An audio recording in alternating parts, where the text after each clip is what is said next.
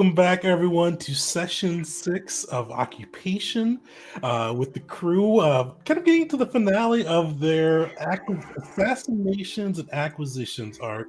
And we'll give a little bit of a backstory here, a little recap for how the party got to where it is. But they worked kind of at the behest of the Hutts, made their way to Dom Bradan, a planet at the edge of Yuzon Vong space and Hutt space.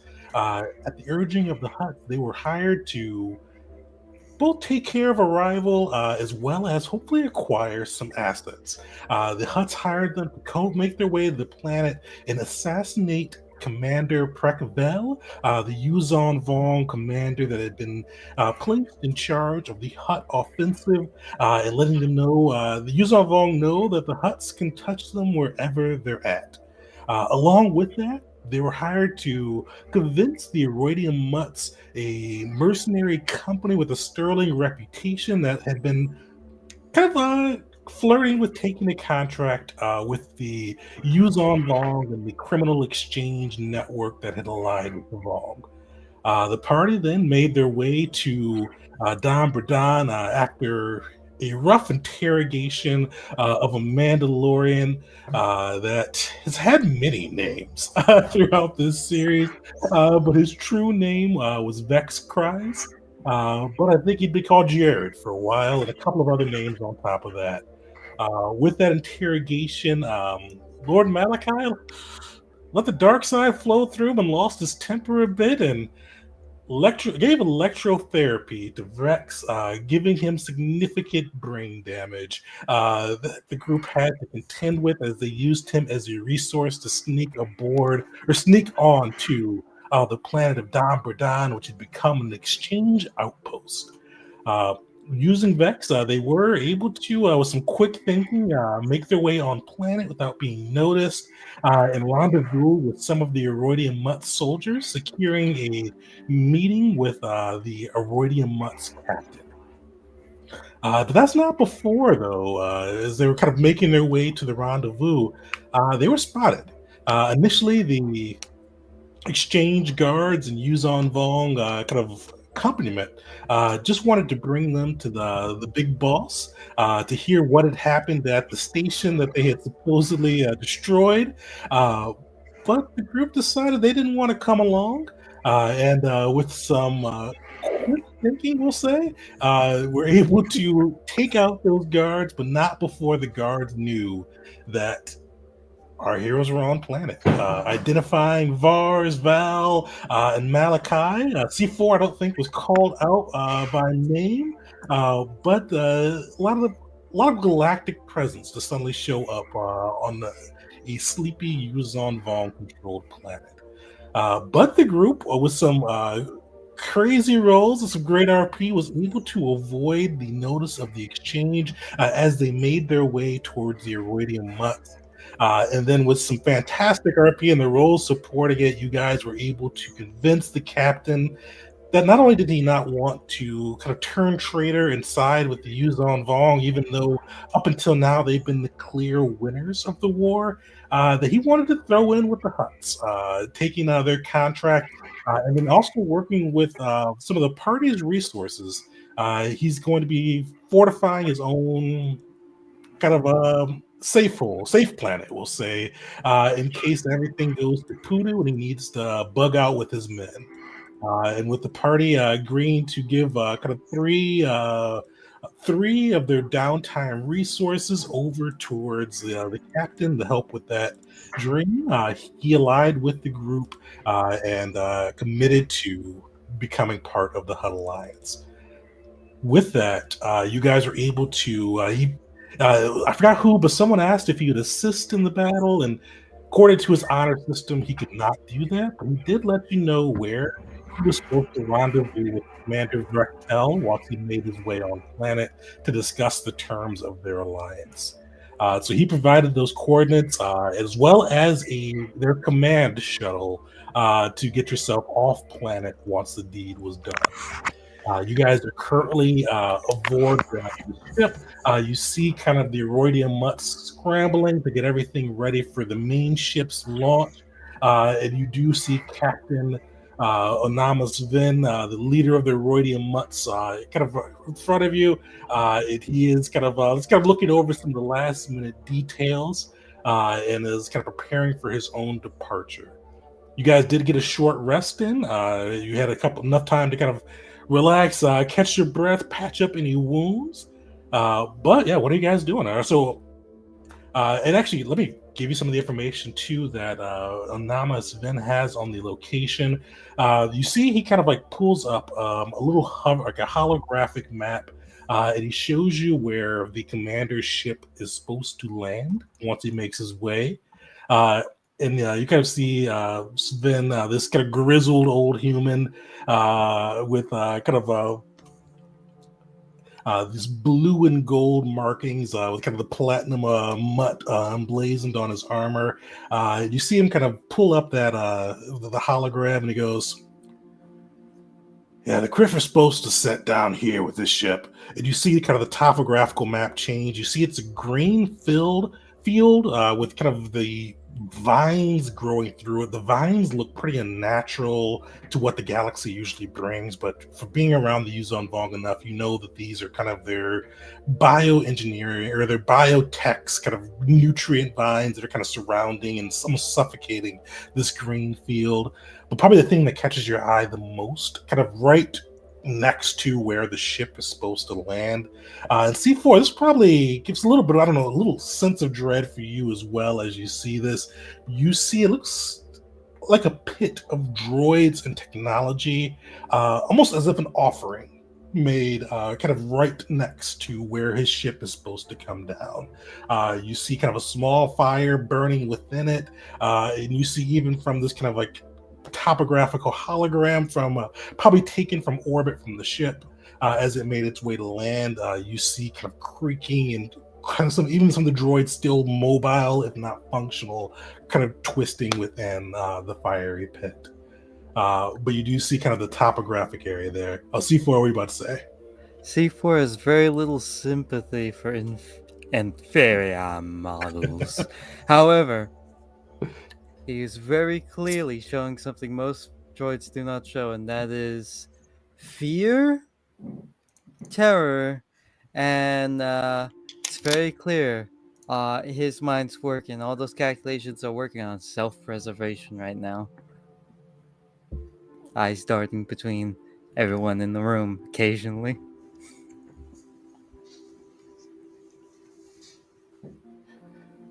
And so you see him kind of point out. No, no, not at all. What we do is we go in and we booby trap where he's going to land. So that way, when he gets out, he's going to be weakened, damaged. We sneak in and we set him up for failure. So that way, we have the best chance of survival.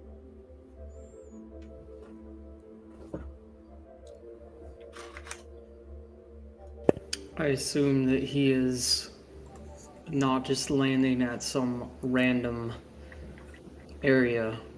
This is going to be a location that's heavily guarded, watched, patrolled. So, your thoughts? And I'll turn to the individual that briefed us and showed us the kind of overlay. Yeah, Captain Anama nods and says, "Yeah, he told us we were meeting him on a ship. If you could do some harm to the ship and maybe we should jostle him up a little bit, that may be a good plan, but I wouldn't count on him getting off the ship. Didn't sound like he's planned on staying here too long. Wanted us pretty much to bend the knee and get in line. But we've seen kind of from the area, they do have patrols around the droid pit.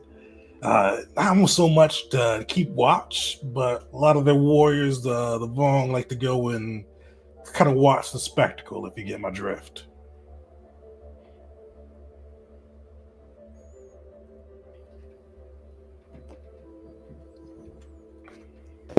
So, it is an attraction for the Vong, which means that there will be extra fighters there, patrols. I don't think that we're going to have the ability to set up anything in advance. Oh, I wouldn't quite say that. That gives the But perfect opportunity. We simply give him a spectacle to watch with that droid bit. Anyone know how to hotwire a droid to pop into a bit of fireworks? Anyone here? I assume that a droid would know how to do that. You want to tell me how to cross the wires? I might be able to think of something on the fly. Hmm.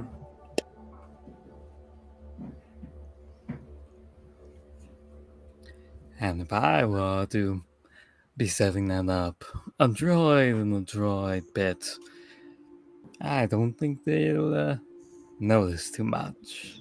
If one's just squirming in agony a bit too much. I am a very effective actor, if my commercials have told you.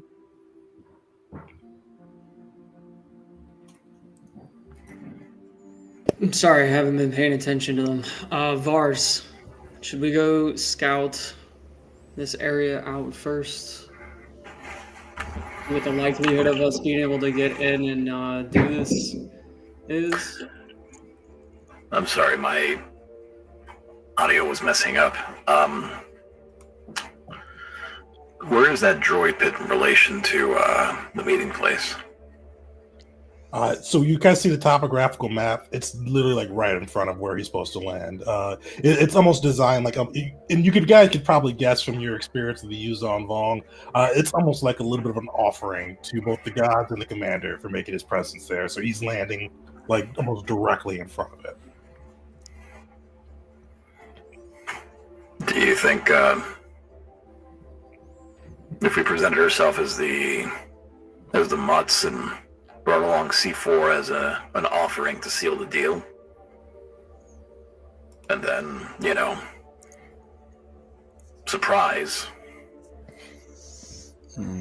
I liked my plan where I hide amongst the dead bodies of other droids, and you deal with him better.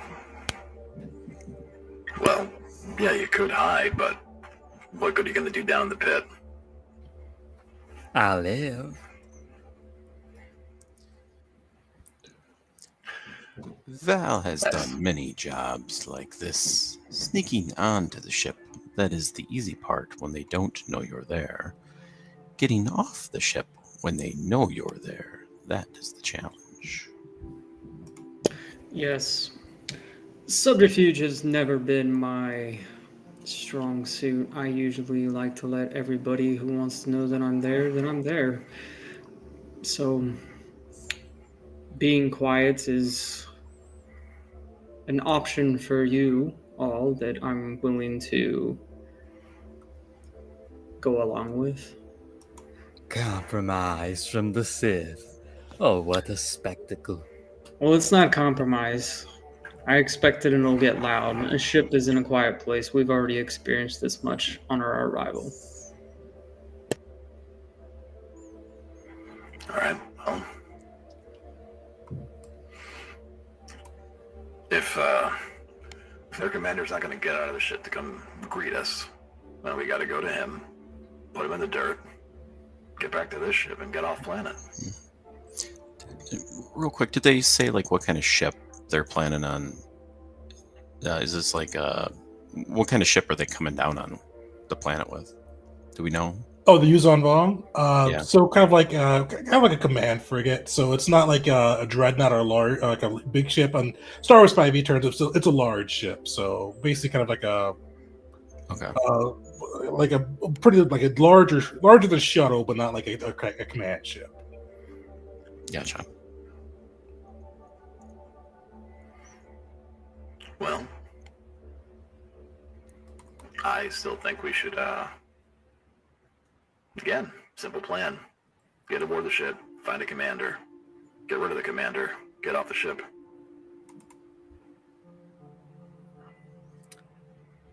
How are we going to deal with likely the entire planet going up into a bit of a rage of their commander dying? Given they've already pulled out the red carpet, the droid part, latent red carpet for him.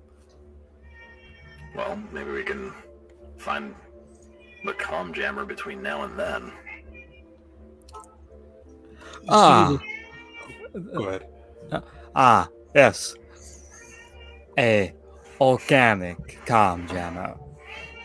Oh, yeah, you're right. You see Captain Vin nod, and he goes, "Yeah, we could jam out the exchange comms, but I'm not sure that'll really help you with the Vong. What we can do though, is you kind of see like this ship is looking like it's preparing to depart soon. But he'll go. We'll leave my own shuttle near the location where the commander will be landing. We give make some BS excuse about we have to take our big ship out towards the mission, but we'll still be meeting him from the command shuttle. So at least it will be a shorter haul for you guys to go once you do whatever you got to do.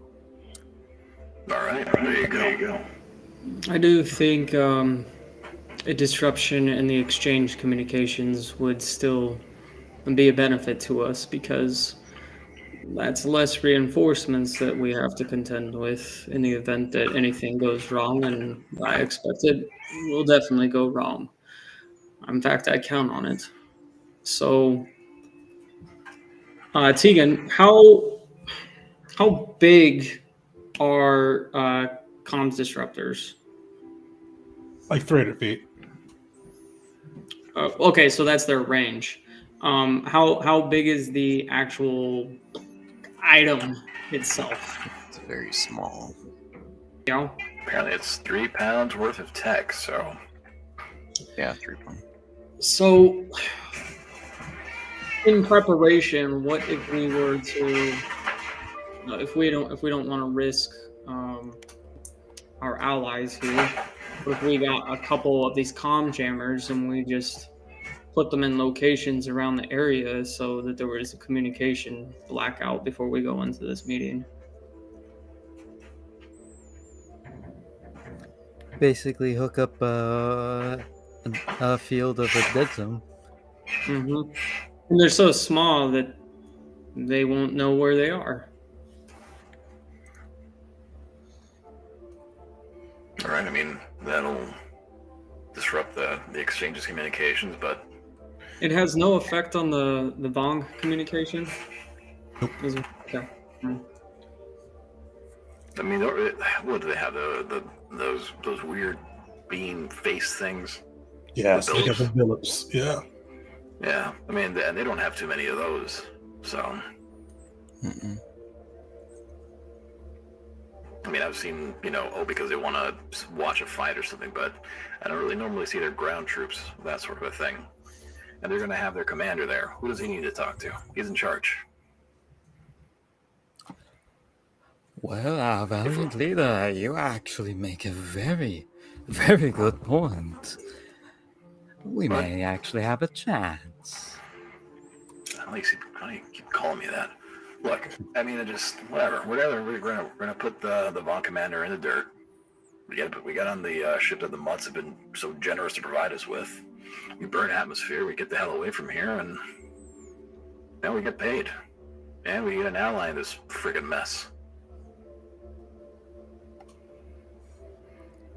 I'm not a fan of overthinking things. I agree. I'm a- Let's go do this. Yeah. Well, to our survival, Hell yeah. or at least mine. Our hopeful survival, right? Yeah. So, what's the crew plan?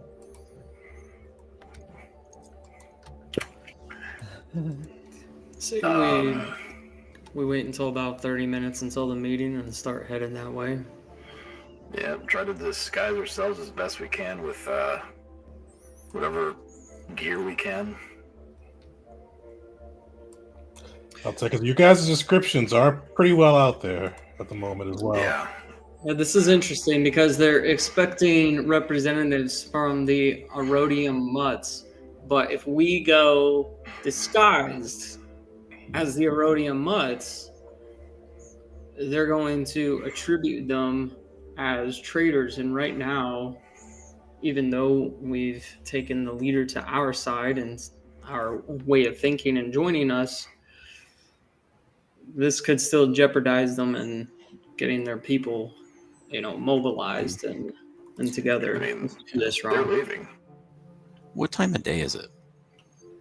So it's night.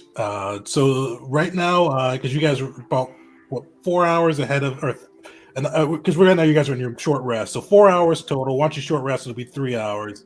And basically, he'll land at like 5 in the morning, and the meeting's at like 6 in the morning. Gotcha. So we can. Is it reasonable to expect that it's going to be pretty dark? Obviously, some things will be lit up around the ship or whatever. But Definitely. So yeah, it will be fair, kind of like depending on what time you guys go. If you guys head before 5, it will be like pretty dark, some light coming through. The pit is on fire with the droid, so that will cast some light as well. But outside of that, it'll be fairly dark. After 5 or 6, though, it will start to be pretty like decently bright. so Val just say, Val thinks we should use the cover of darkness to mask our approach. The ship lands. We go on the ship. We challenge the commander. We kill the commander. We leave the ship. Val thinks this is easy. Okay. Good plan. I concur. Yeah. All right, so let's go. Hurry up and wait. Sweet. So you guys are. So are you guys waiting till he lands, or are you heading out like ahead of the landing to scope out the area? Ahead, right? So by the sounds of it, we want to be there before they are. And as soon as their ship starts touching down on the surface, get right to the landing thing and just make our way in. But before we go, do any of the mutts have a comm jammer they could throw our way? Yeah, they'll Or have sell to. us? Captain Sven will kind of grunt at you, but he will give you one comm jammer. All right. We'll see if it helps. Who wants to carry this damn thing? Okay, I will carry this damn thing. Perfect. That is not something Val would carry. Yeah, It's not Zuckerbrand. If I'm caught holding that could be damaging to my reputation. Hey, And so kind of my suggestion here, just out of character, I'll explain it, is we assume that the ship is going to land in front of the pit. The pit is going to give off light. But when the ship lands, I assume that then we can sneak up on the other side as it would block the light. You know what I'm saying? I don't know if I drew a picture of this, but and then that's how we could probably get on the ship, is if we hid behind where the ship was going to land, it lands, we can kind of sneak on that way. So then it would block all the pit from us. That would be kind of Val's suggestion there. is there a way to, well, again, I guess we haven't seen the area. Oh, wait, that's right. He did kind of provide like a topographical sort of layout of the general. Yeah. All right. Based on what we're looking at, is there a way that, based on how we land our ship, it would force them to land in a specific spot? Again, just based on availability and space, et cetera, et cetera. Definitely. So he's going to give you the ship. You guys could land it right next to the Yuzon Vong ship, but that could have its own dangers of its own. So the ship is already there. So the ship's already there. What? So the ship is already in place. The Vong ship is already in place. No. But this Sven and kind of you guys know the Yuzon Vong, they're not going to want kind of a technological ship right next to their droid pit technology offering. So Sven's recommendation is you guys kind of put it like in a quick height, like distance where you guys can book it out and make it towards it. Kind of in the general vicinity, but not like right on top of it.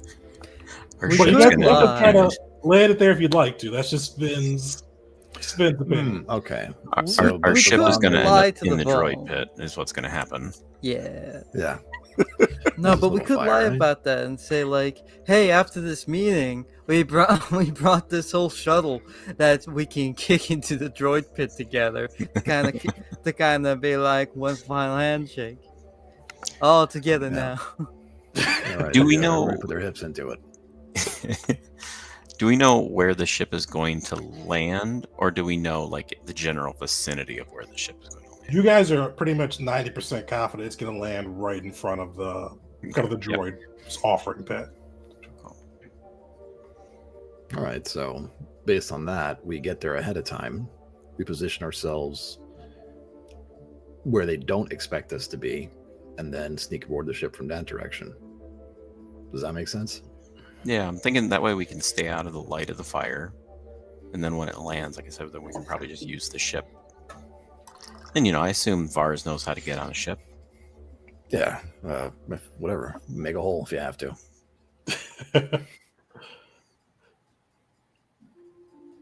All right. So it sounds like you guys are going to be sneaking out ahead of the ship, kind of getting into position, trying to kind of keep yourselves in a position where you'll most likely be behind the command shuttle, and then trying to force your way in, we'll say. All right. Sweet. Yeah. So is there anything you all want to do before leaving and kind of hitting back on the exchange-filled streets? How far away is this? How long of travel would it take us to get to this spot? Not too far, actually. It's only probably about a 20-minute walk outside of town. All right. C4 actually might have something for this. It's gonna cost a good chunk of tech points, but mutate augment. Oh, dang it! Wait, on. Didn't know for that. That's that. Dang it. There we go. Mutate augment. One of its capabilities is you can gain a burrowing speed equal to your movement. And this spell lasts for 10 minutes concentration. So if it's cast twice, we can completely avoid notice by sticking underground. It'll take half my current tech points though. Didn't mean to click that again. I mean, but that would only be for you, essentially, right? Like, The thing I don't with think burrowing with would what fit I all of see- us.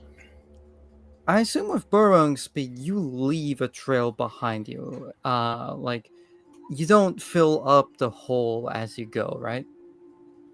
You're not like a bubble in the earth. Like you making a tunnel. So you are making a tunnel, and we'll definitely say that. We will say it will be a check to make sure it's a stable tunnel that 3 additional people can follow behind you in. Oh, absolutely. I remember this stuff with pebbles. Oh yeah, I forgot we did that in Kazuya. Yeah, we did that. Yes. At least the ruling is consistent, I guess. Oh boy. So This is what C4 is suggesting, using a Zerker brand drill to as well as a Zerker brand seismograph or whatever it's called to accurately tunnel to our location free of notice. Yeah, I will say if you guys are able to go, and I'll say C4 is smart enough to know if he goes deep enough where it's not going to be overly loud, you guys will have a very easy stealth check to make. The biggest danger will be C4 being able to make a tunnel stable enough that doesn't cause you guys pain as you go through it. and that it somehow is able to support the weight of a multi-ton ship above it.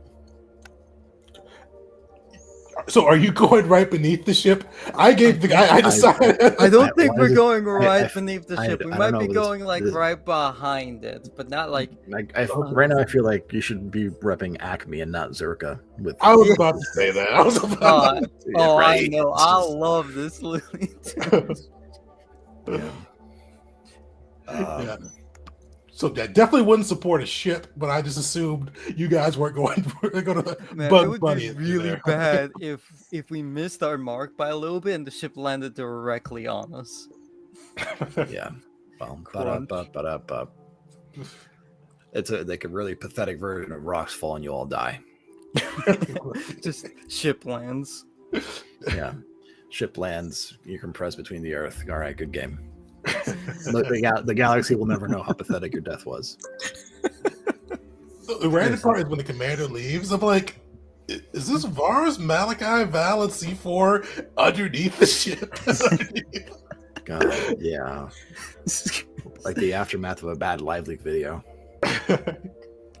Ugh. Luckily, people probably think it's propaganda. I can only hope.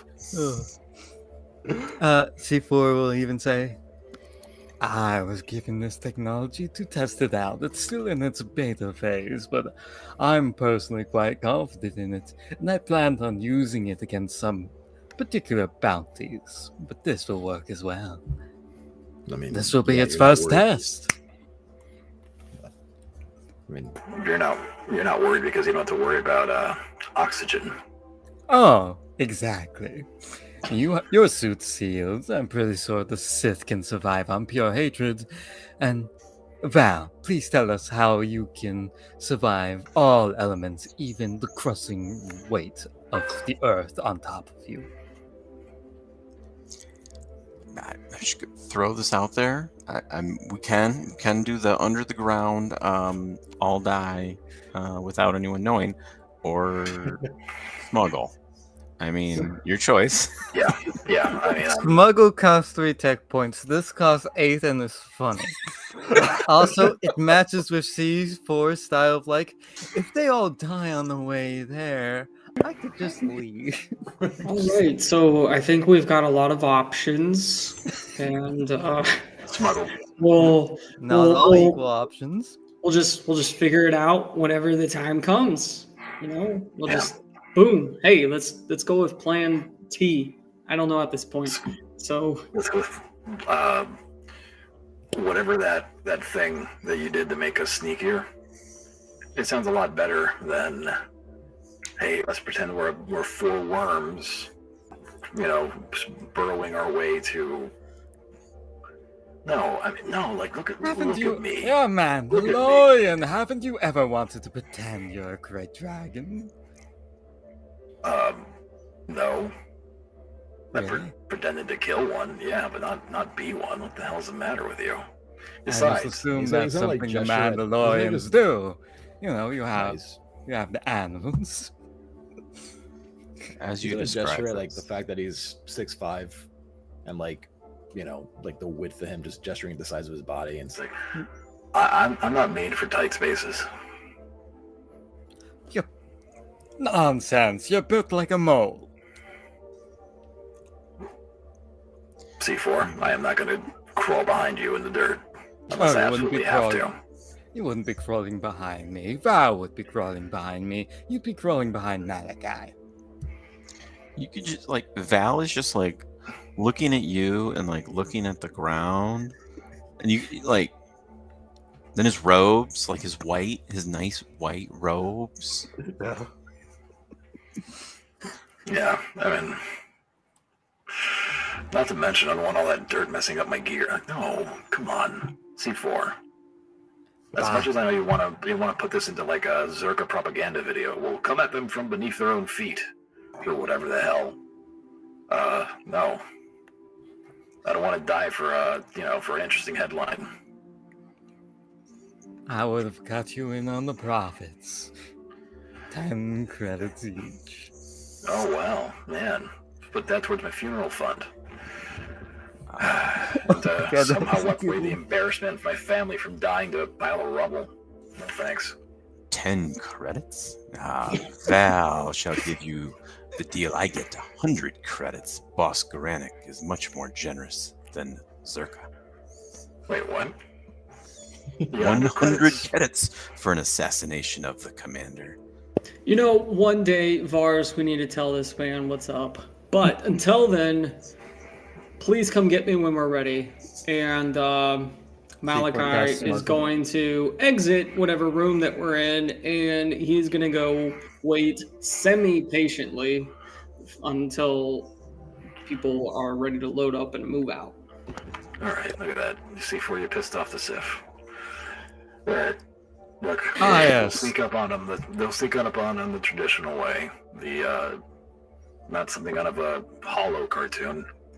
And You'd be surprised how effective those are. You know, when someone gets smashed by a piano, They don't pop right back up after being shaped like a pancake. Yes, pianos are heavy. As well as other large instruments that look, okay, next time that we're in a jam underground, we'll give that drill thing of yours a try. Right now, we've got a good opportunity to sneak up on a ship, walk away with a nice victory under our belts, and most importantly, walk away with it.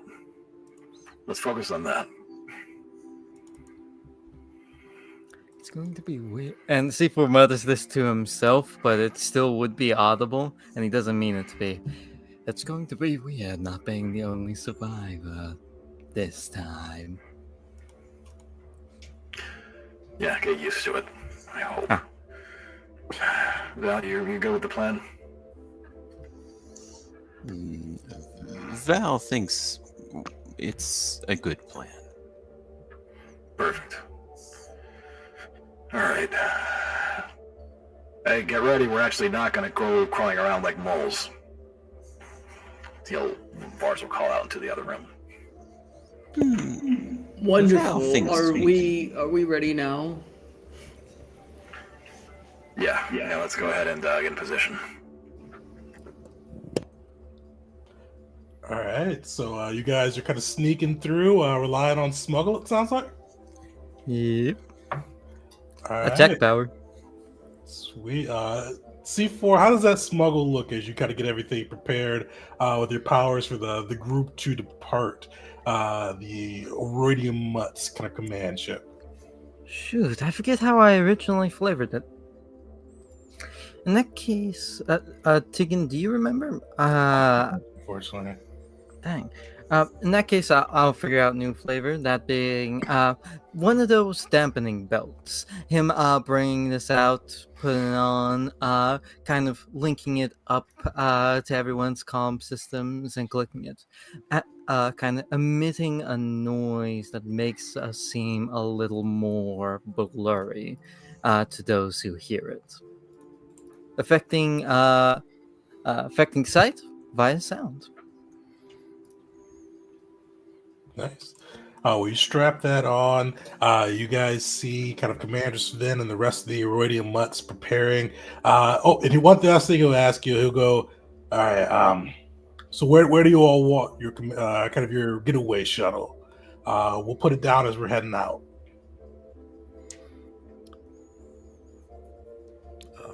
We're gonna want it close enough to the dead droid pit without I don't know, offending the Vong or making them wary.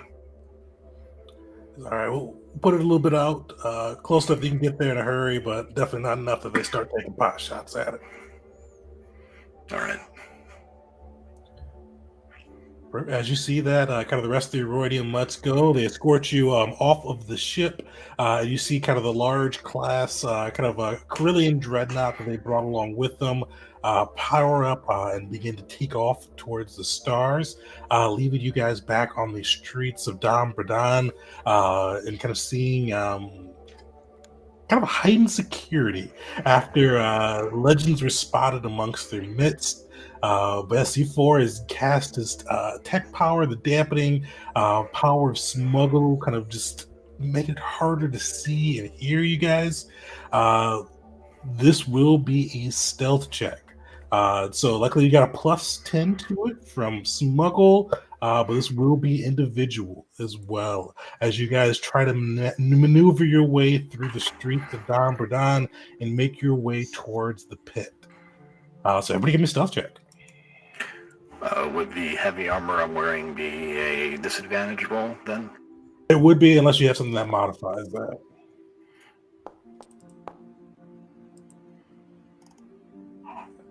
Solid. Hey, yeah. Everybody? So that's a 17. That's a 17. Yeah, before yeah. So far, so good. Lowest is only a 17. No, it's all of us. Perfect. Yeah, you guys maneuver through kind of the first half of kind of your journey through there, getting back onto the streets of this lone city of Dam, left on the planet, kind of surrounded by the Yuzon Vong biotech, but this last little remnants of the old galaxy within. But yeah, you guys maneuver through kind of out evade some of the exchange troops and get halfway towards the pit and the landing area. There's a spot where Malachi, I'll let you kind of describe what it is. You almost trip or you call some sort of noise where you're almost spotted if it wasn't for C4's tech. But luckily, you're able to just kind of just narrowly avoid their notice. But they do seem more aware.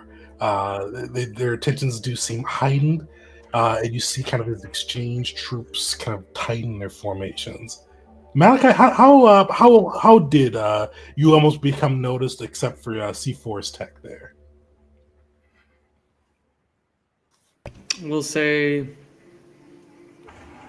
I'm on the lookout to keep an eye on an eye, so to speak, of how many Vong that are in the area. So I'm looking at, we'll say, auras within the Force. And I'm not. Did I notice any Vong mixed within these exchange patrols? Not as many. Not many.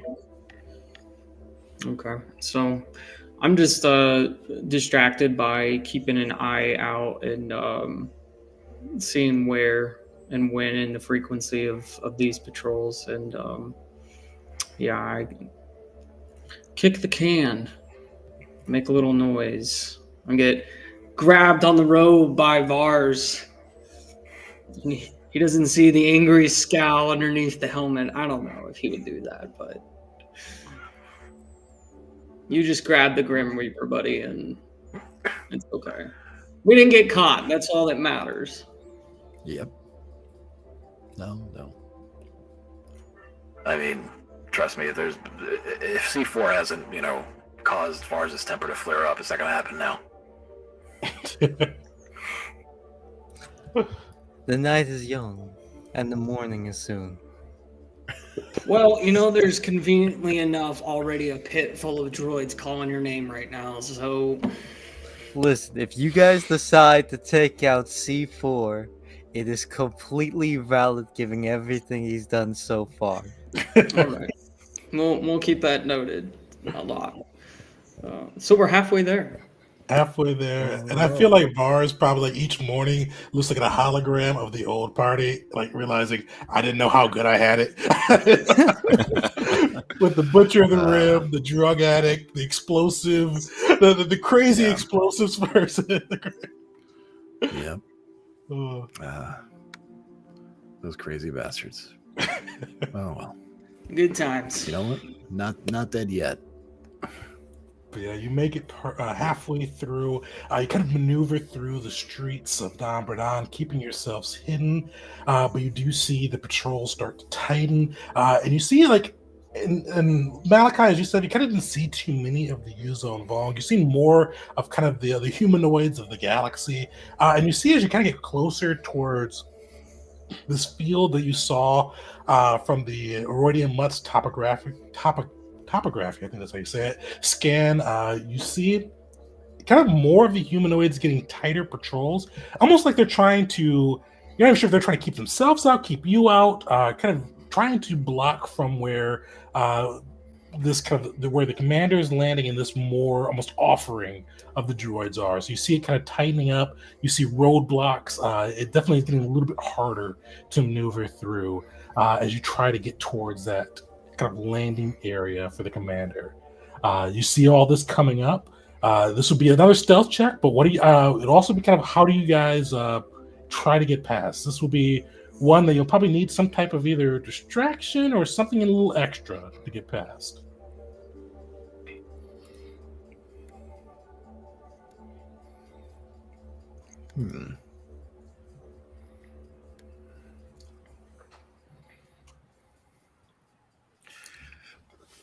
Well, I mean, right now we're navigating through essentially a city, right? Yep.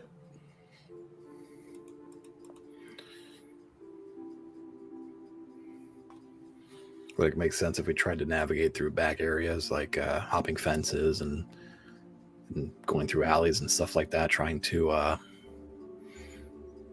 don't know, be less noticed.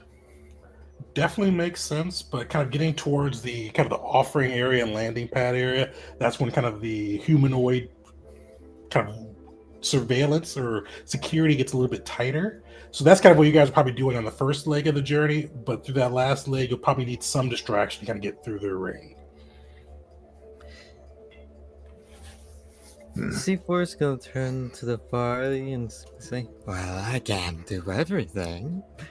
One of you surely have something. Val, you've made quite the performance before back at the bar. Maybe you can cause a distraction now." Yeah, like so what's kind of going on at the checkpoint? Is that exactly it? Is it almost like a checkpoint, like they're like searching for people coming in and out, and or is Yeah, it you just don't kind of tighter patrols? Yeah, you don't see kind of people coming in, but it's like a checkpoint. You do see them kind of keeping people, not keeping them back, but really not letting anybody through. They are kind of just like there's a mixture of kind of patrols going out, but these checkpoints are kind of blockade. Blockade's a better word for it. Kind of around where the commander's ship's supposed to land in the offering area. Like they're trying to keep everybody away from that, and probably still kind of keeping an eye out for the suspicious figures they saw. Is it just Yusong Gong, or is there exchange here too? This blockade is mostly, almost entirely exchange. Do they have grenades on them? Roll me a perception check.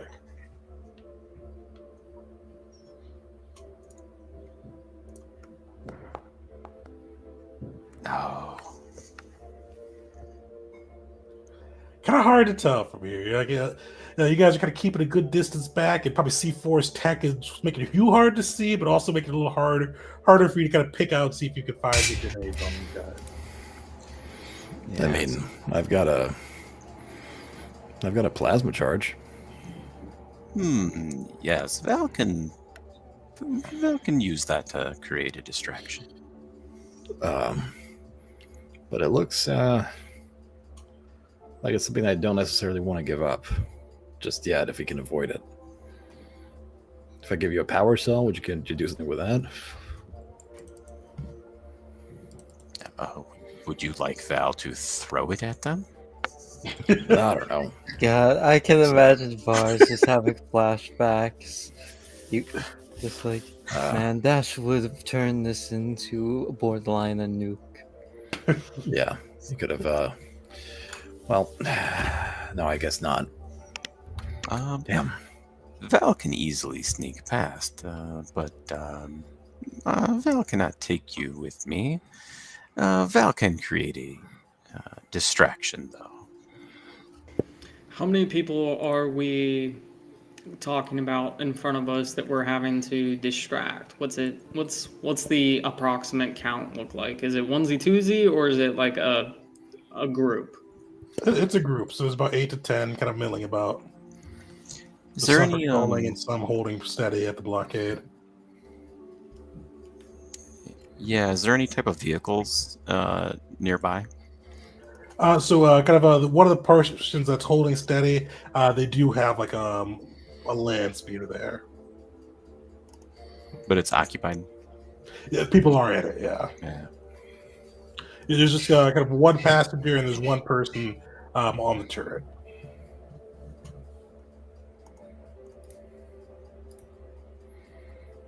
One driver, I should say. Well, we want to pull this group away from us. And we want something worthwhile enough to pull all of them. Maybe leave one to contend with. So if we can get a distraction that's big enough and far away enough, give us enough time, think that's the goal. So this plasma charge, perhaps if you were willing to part with it, you throw it as hard as you can. You look like a strong, strapping fellow. And I will push it further. Let's say when it's in midair. That should give us the time that we need to pass. You guys also know chargers. You could set them and like put a timer on it. Yeah, it is Val for was 6 planning seconds. on putting it somewhere. I mean, unless Grenades can be like that. Those well, are no, the it's charge. specifically a charge. Yeah. Yeah. The thing is, I don't can have do the with remote grenades, detonator too, for it. Oh, We can put it on a timer, though, right? I think. I'm pretty sure you can still do a it's- timer. I'll- on it. Yeah. For 6 seconds. I looked it up. That's why I'm like, Plasma charge. Got it. yeah. Fine. man. I must do everything myself. Come I on, can I can grab us a Zerka drone, one that flies about, and simply send it along its way to grab the attention of these exchange. And then we just give it the plasma charge, and when they get close, it turns it on. Boom. If you want, Val can just plant the plasma charge. I could probably put it under the vehicle. They'll never know Val is there. Or I can put it a little further away. Well, I'm willing to give it up if it helps us move forward. I mean, my jetpack's too loud. I could probably climb up the side of one of these buildings. Well, Val doesn't see so well in the dark, but if any of you could find an explosive on the exchange, I'll easily snag it from them. Oh, How far away are we? we'll try to look for explosives on the people. So what you guys say? He wants to see if there's explosives on the people because his eyes are not so good. So I, with no eyes, I'm going to take a look.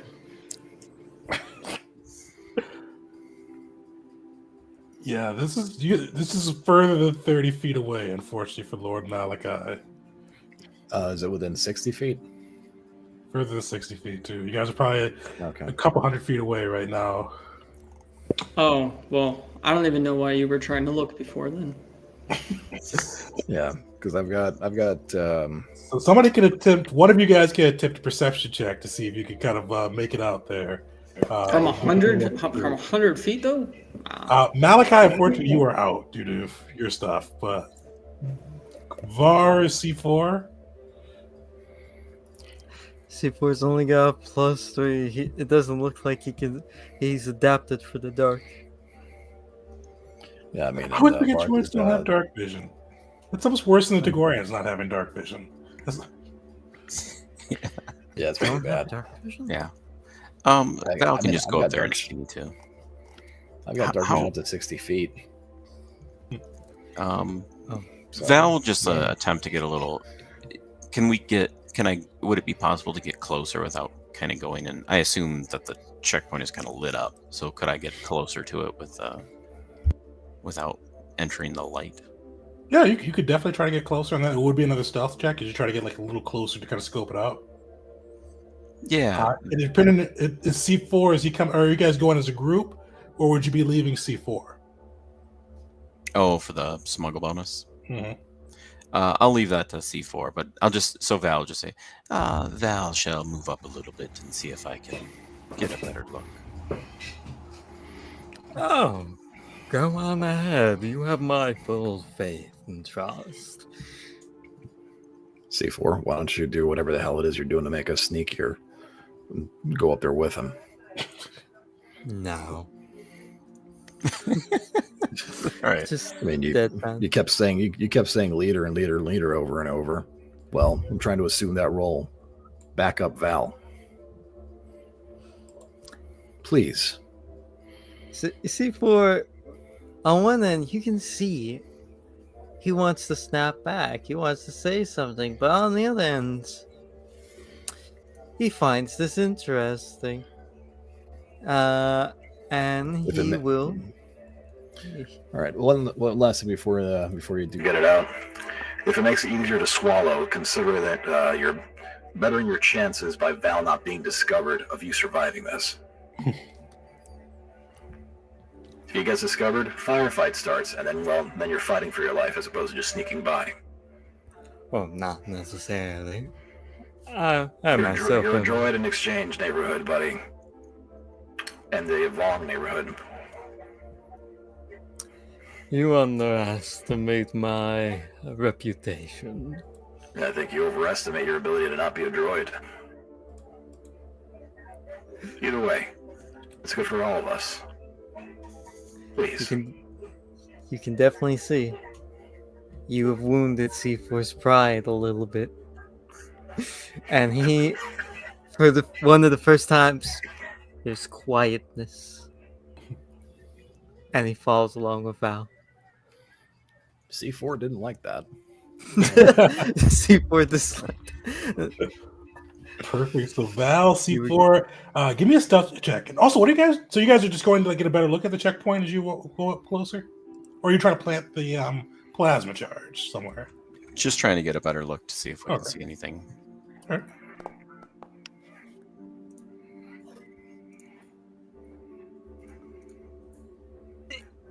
Nice. Yeah, you guys are easily able to kind of stick to the shadows. C4, your tech kind of providing you your own kind of just hidden oasis as you move forward. And Val, you almost didn't even need the tech at all. You just pretty much slink through the shadows completely unnoticed. You're definitely able to get a better look at this checkpoint. You see kind of like a static about 7 guards with 3 kind of patrolling back and forth. You see that they've got kind of the land speeder kind of locked in there with a guy in the turret. But you also do see some of them do have explosives on them, and they seem like kind of like you hear some innocuous conversation. They're talking about kind of the latest drama within the cantina, talking about that raucous fight that took place last night. Somebody apparently stealing someone else's credits, and you see them just kind of wrapped into the story. All right. Val is gonna. Are any of the guards maybe further away from the others than any of the other ones? Like, is there like patrols that kind of wander? Or... You do see kind of one of the patrols. There's 3 people that are patrolling, and they are kind of wandering in different directions. They're kind of a little bit. One of them is kind of close to where you guys are, kind of heading towards that section of the buildings, but it definitely will be a little risky grab depending on how you do it. Yeah, and so the dumbest move that Val's ever done. Val is going to attempt to pickpocket the explosive, the grenade from the patrol as they go past. As Val's doing that, C4 is going to mutter to where he thinks Val is, which is completely wrong. Just, all right, I believe we've seen enough. Let's go. Val. The cliff? Where'd they go? And completely has lost track of him. I'm just imagining those claws like glinting in the moonlight, just like going towards that grenade. On the 10. My precious. With that nat 20, you won't need to do another stealth check to get close enough to pickpocket, and we'll say you're able to maneuver through the shadows to get into kind of a close enough position to not give away that Val is there. So it will be a sleight of hand check, DC 17, to be able to pull that out without him noticing you and take one of his grenades.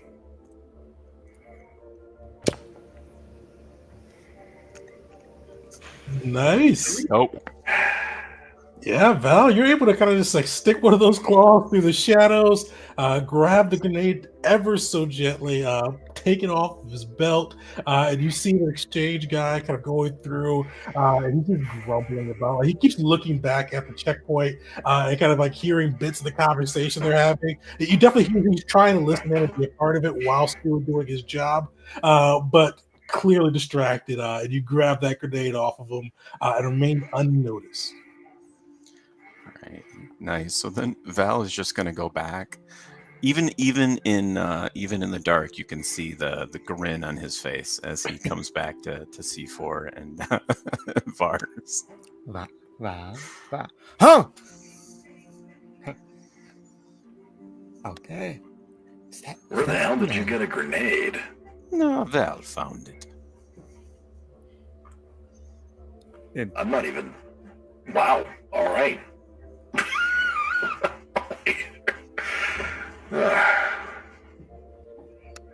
And Vars is thinking to himself, like, Man, Dash would have made a grenade out of anything, but apparently Val can just fabricate them from thin air, like a demon. Just, but all right, you know what, Val? If you didn't have my respect already, you've got more of it. Nicely done. Nods a little. Oh, you guys doubted Val. I just didn't know you were going to make a grenade come into existence. I'm going to be honest. I completely lost track of him at a certain point. He did not need me. I did not need to go with him. You made a bad call, our glorious leader. It was a cautious call. Completely Besides, unnecessary call. So Val wouldn't get lonely. Just think of that. No, But, Val doesn't get lonely. And how could you doubt Val? Yes, it was a bad call. C4 gives Val a big pat on the back, like, there you go. Taking the right side. all right. Well, regardless, well done, both of you. You got a grenade. Are you thinking of what?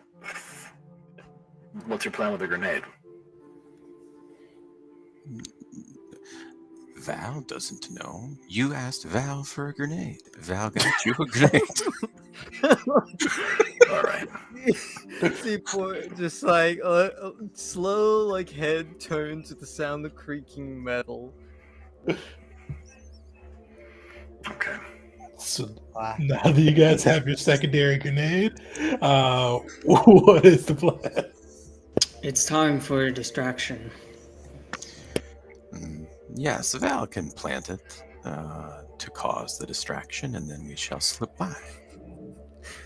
Okay, perfect. Shall I plant it in the guard's pocket?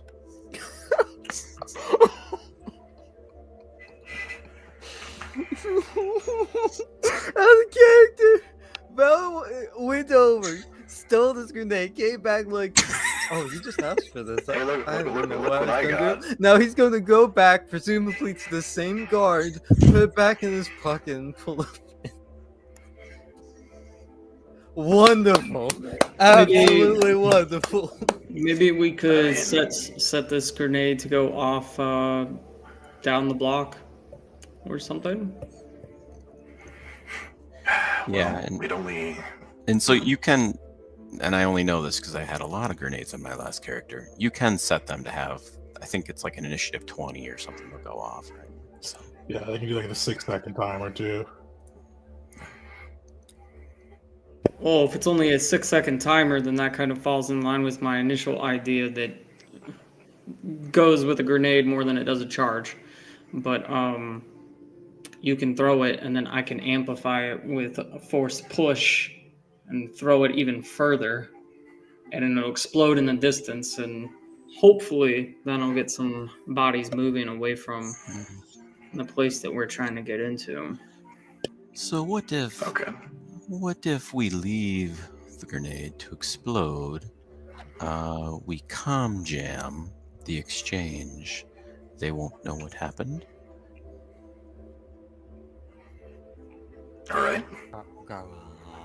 We have 6 seconds, right? Right. Okay.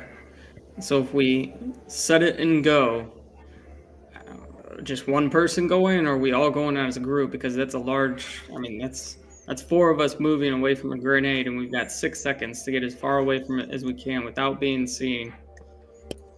All right. I So can our cover a lot of plan ground. is to announce our presence right next to us with a 6-second head start. I can cover a lot of ground in 6 seconds.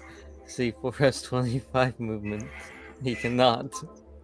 But that could be added bonus to the distraction. I'm a monk, so I took the monk feature. I'm sure that gives me something. Oh wait, I assumed we were all going together with this. So I'm thinking we place the explosive somewhere away from where we're trying to get in. Someone sets it down. It's gonna go off in 6 seconds. They run away. We wait for it to go kaboom. Bodies move towards the sound of the explosion, and then we deal with what's in front of us at that point. And the fewer, the better. That's the goal. All right. I mean, if we're lucky, everybody goes to investigate. But that land speeder, that is going to be an issue. Throw it at the land speeder. No, but I think I can dash as a bonus action, and I think there's a fighting style that I could take. I think I could theoretically cover So a lot of ground. You can move 30. Like a lot. You can move 30, action dash and bonus dash, so you can move up to 90 in a turn. At least. Yeah, I so I have to take the can. fighting style, then a reaction for another 30. Or whatever movement speed you got. Yeah, so bonus action, regular action, reaction. Yeah, so Yeah, that's beautiful. So 30 we'll wait for you seconds. here. Go find a nice spot. Don't get caught. Perfect. So it sounds like Val is going to plant the grenade. This usually comes naturally. Dash is planting the grenade versus Val on that side. It just flows. No matter how you look at it, saying Val is dashing right now is correct in Yeah. all ways. So Val's gonna go plant the grenade. You three are gonna stay kind of out of sight, and then once the grenade goes off, Val's gonna book it once he sets the 6-second timer. Once the grenade goes off, you guys are gonna try to sneak through the checkpoint. All right, sweet. Val, give me a stealth check. Uh-oh. Been having too many good rolls. This is where you get in trouble. That one. Oh no. We have inspiration, right? You got 3 out of 5. You want me to burn it? Go. Do you? He's getting ready for his marathon. He's not thinking of sneaking. Oh no. Gotta go fast, no matter what. I So believe we're in trouble. you guys saw Val literally disappear to the shadows last time. But this time, I'm not sure if it's Val's just a little overconfident. This guard was lucky, or what happened. But you guys see the guard that was just really feeling left out of the conversation look up just at the right time to see a hulking Tagorhead just booking past him. And you hear him yell out, "What the criff? It's Val!" And it's just really loud. You see the guards look up. You hear rifles cocked. Yeah. So, what The do you second all that do happens. at that exact moment? I flip on the comm jammer. All right. C4 is going to cast the spell. Sorry, attack power. Forget. No. So cast the power most You take likely the puts augment. into initiative. Damn. I'll hold off. Because I was going to do a funny bit where he gave himself the drill and the tremor sense again. And His just response, he digs just down. drills. this goes Yeah. down. Wow, this went to hell in a Again, handbasket. Bye. how far out are we from the arrival of our commander? You guys left early, so you still have probably about an hour before the commander lands.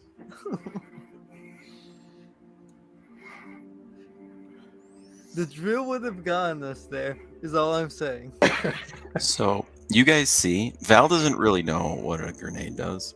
So he's just like holding it like this and running with it in front of him. And so he sees the guy that like spotted him. He looks back for a sec and he just books it. He's like plans on and he just goes. Okay. So Val's been spotted. You three so far have not. You see the others reacting to Val. What are you all thinking there? You got the comm jammer active. Actually, Val, we'll go with so you're sprinting. Is Val doing anything crazy as he sprints? So what I'll do is, I guess mechanically here, I'm going to try to get a little distance. So I'll still use my monk dash, Right. and my reaction dash, and then I'm going to try to sneak in the shadows and actually go one with shadows and go invisible.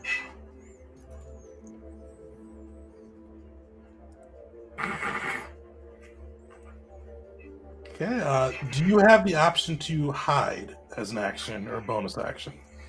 Oh, that will not let me hide. I can. I would have to. I couldn't do all three though, right? So I couldn't get the distance. Yeah, because invisible will definitely make you lose sight of you, but they can force you still like hear and know your presence without you being hidden. Yeah. 5e. Yeah. So I'm just gonna move. I'm just gonna get as much distance as I can from them. All right. So the rest of you guys, you see one of the guards start to give chase. You hear the checkpoint start to react. How are you guys playing this? And we'll kind of see where if we need to get into initiative here. C4 is looking smug. And you see him reaching for like basically the utility belt that is mutate augment for the drill. What's the overall position of guards now? How many are chasing him? What's the airspeeder doing? Do we have a clear path to our goal location? What's the spread? So far, the airspeeder hasn't moved. You see the checkpoint guards reacting. The guard that initially saw him is already chasing, but the guards of the checkpoint have not moved as of yet.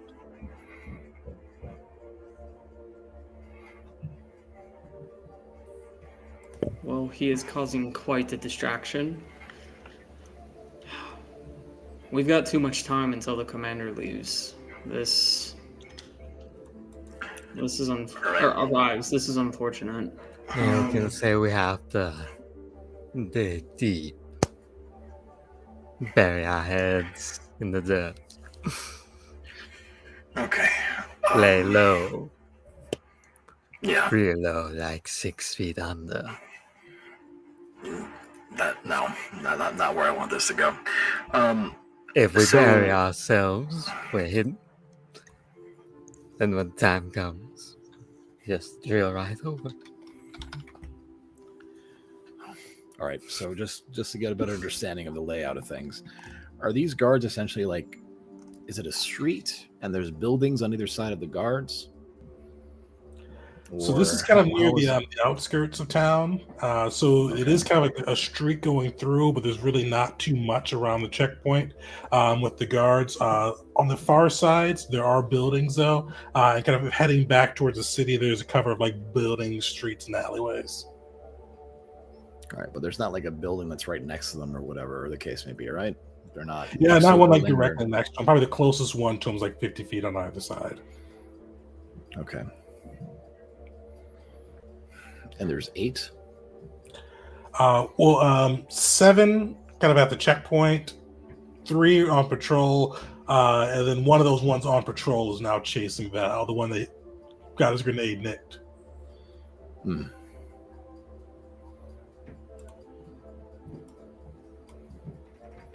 All right. Well, Either we take can these. wait to see what other reinforcements might go after it. But if it's just one and we're left with 9, we're right where we are. But at least I expect Val can handle one guard if he has to turn around and make a stand. But if they called for reinforcements, their comms are jammed, right? Their comms are jammed. Vars was able to turn that on. And only one's chased them so far, but you do see some of the checkpoint reacting and kind of gearing up. It's just kind of a little bit of time for you guys to kind of think and react.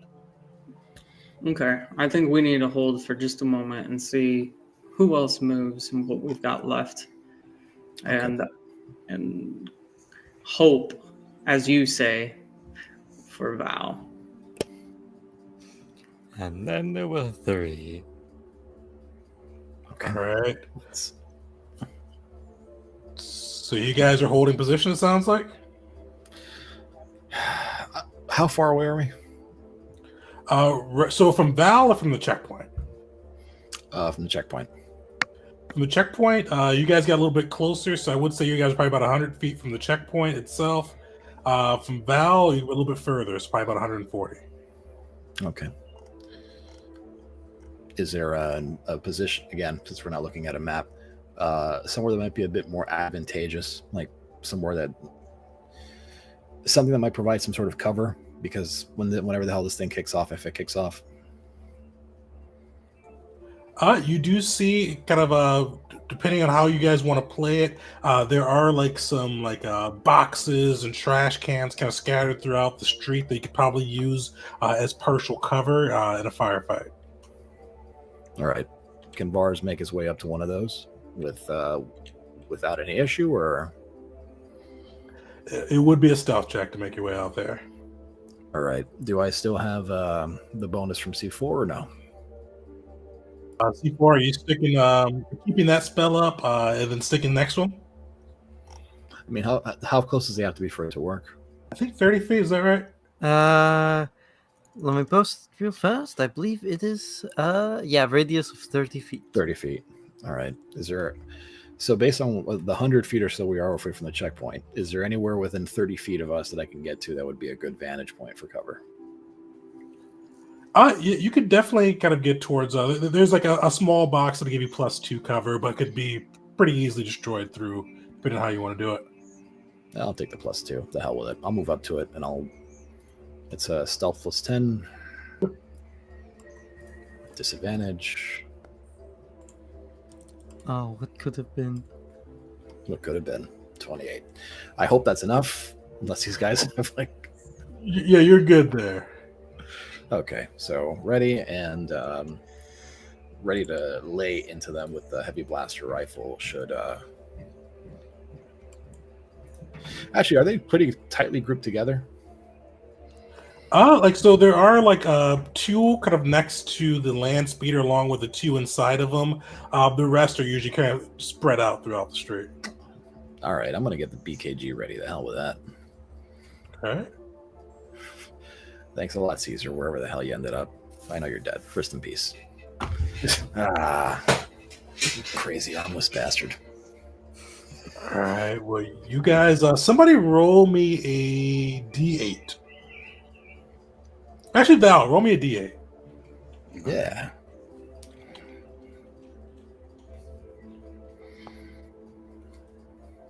So as far as you get into position, C4 and Malachi, you hold.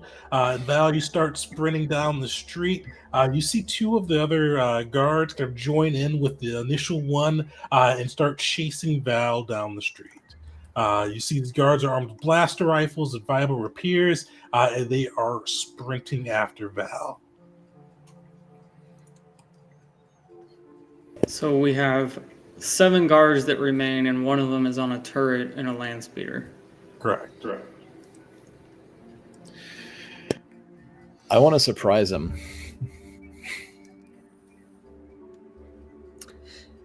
If C4 cast the tech power right now, that would put us into initiative, right?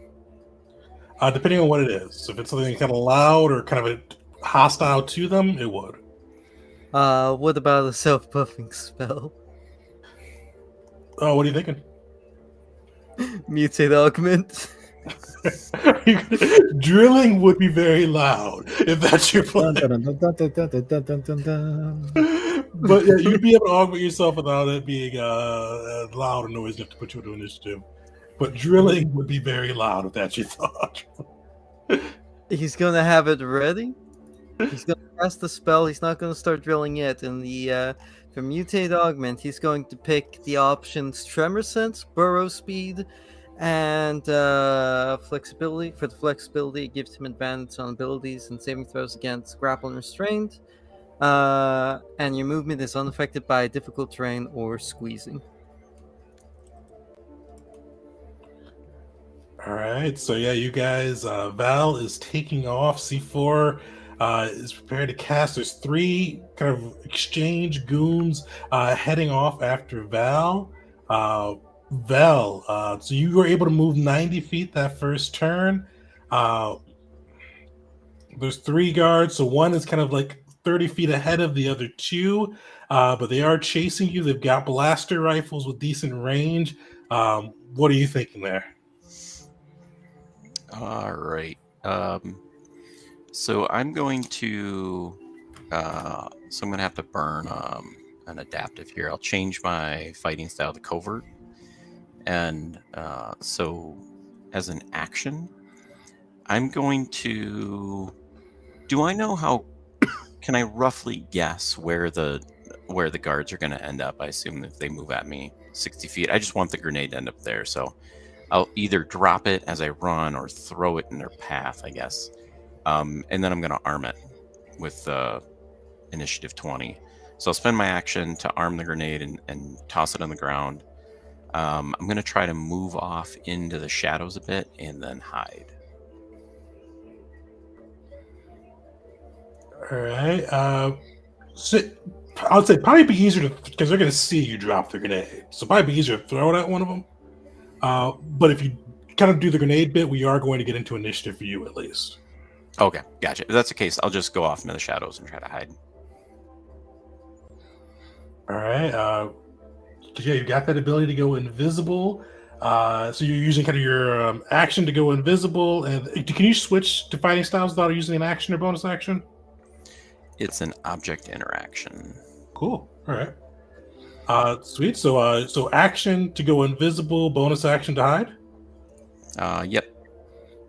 All right. And then I just have to be in dim or dark light or darkness. Yeah, luckily it's still not very light out. So yeah, give me a stealth check with advantage due to the invisibility. All right, nice.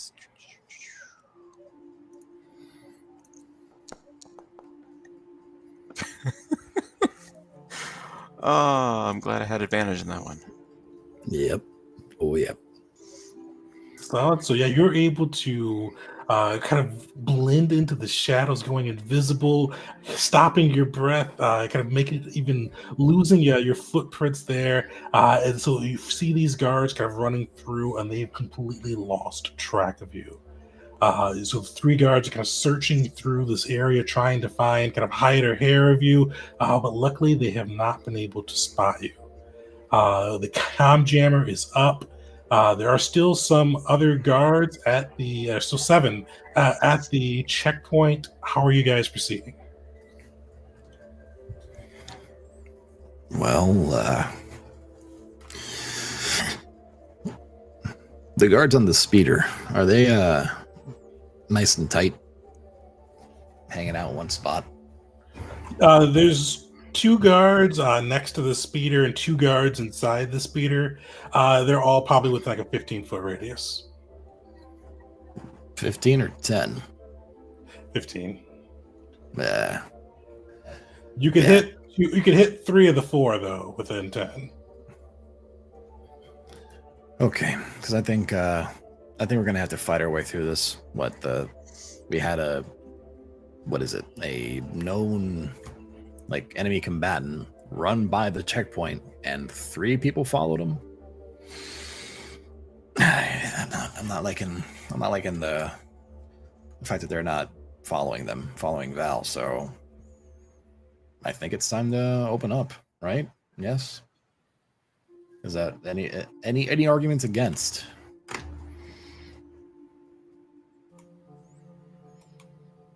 I don't like these odds. I mean, neither do I, but And I don't know how we're talking either because this comms blockage is I'm affecting sorry. us too. I'm just you're absolutely right. So if I can't even should I can't even metagaming plan it with you. and just I should I can't stop even. metagaming it and just go? Yeah, I can't Alright, even plan well, with you. I'm with Caesar and he just mutated in front of me. So a droid mutated. It's weird. I don't understand it, but No. Not even the greatest Sith alchemist can figure out what the hell just happened there. All right, well, would the attack that I'm making be with advantage or whatever the case may be, since kind of surprising them from the shadows? Yeah, you guys would have a surprise round. Not an advantage, but you would have a surprise round. Or they would be surprised for the first round. All right. how far away are these enemies that are about to be surprised? Vars is 70 feet. The rest are 100 feet.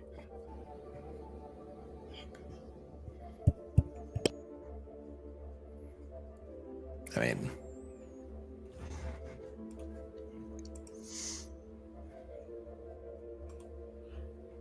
So you guys fighting your way through or try something else clever? Yeah, I'm not close enough. It would take me a round and a half to even get into the fight, and then I'm at a disadvantage. can So- I see can Var see from where he's at that they've essentially lost Val? Give me a perception check. DC 13 you can. All right, let's. Yep, because if that's not perception, that just has a letter P in front of it. All right.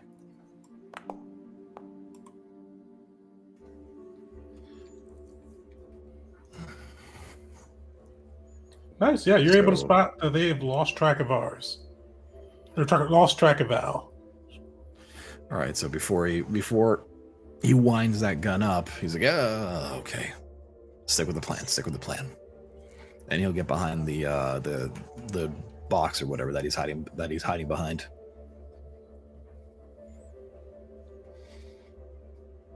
Okay. That's it for Vars. Oh, so you're staying hidden? Yeah. I'm not gonna initiate it just yet. Maybe we can get past this without, engaging them. Can I?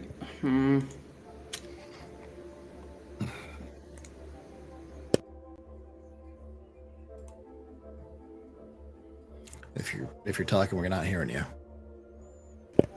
Sorry, I thought I had it on. I'm gonna use Vitality Shield in preparation for whatever is about to happen. Oh boy. No faith. We're still Hey, pulling I got this some off. faith. I got some faith. All right, I looked. I saw.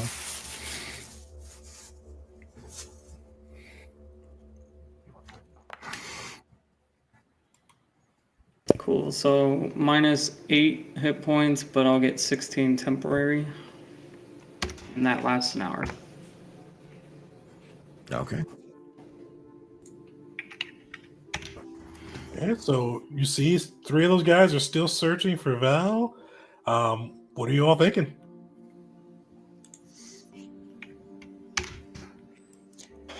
Would Val be able to? So the moment he moves, he loses his invisibility. So it'd just be normal stealth. Would he still be able to move back towards the group or towards the checkpoint with a normal stealth? Or at this point, if he moves, is the gig up? No, he'd be able to move, but it'd be more difficult though. Okay. Is there any other movement by the checkpoint? Is there any other people coming or anything? You don't see any other people coming, but you do see kind of quite a few like reaching up to their earpiece or kind of reaching out to their comms, and like trying to like click it, and you hear kind of this like buzzing, like screech from the jammer. And you see that seems to be kind of taking up quite a bit of their attention. Okay. Yeah, maybe I'll try to go back with the grenade idea then. So I'll try to set the grenade to go and then sneak back towards where the group is at. All right. Sweet. Give me a stealth check. All right. Now it's going to go well. Big money. Big money. Big money. And I assume this is going to be normal because I won't have invisibility. This will be normal. Not terrible. Solid. You are able to drop off the and so what do you do with the grenade? So I would probably just rig it to go and maybe roll it a little bit. But I'm not chucking it anywhere, but just kind of roll it a little bit on the ground and then head out. Perfect. You are able to head out and get kind of narrowly evade the three that are looking for you. You do sense kind of like able to get past them, and you see the grenade light up and kind of demolish a portion of that cityscape. You see kind of those three rush towards it. You are able to kind of get away, but they are. Only those three are still going after that explosion. And you do see that the rest are holding position. Almost like they're staring your direction, but they have not been able to spot you, but they're suspicious something is still out there.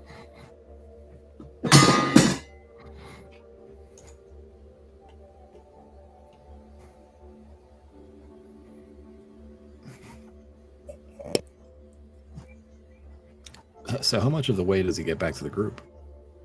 He's able to actually. You're able to make it back to the group. Okay.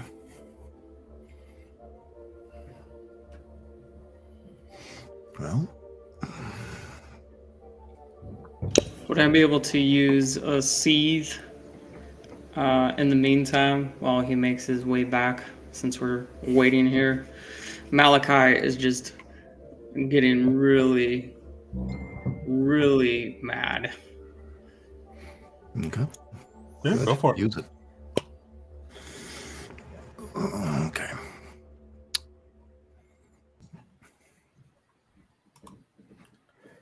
I'm back. All right, so you got the grenade over there. There's a fire going. Three of the people are kind of trying to figure out where Val is, what that fire is going off from.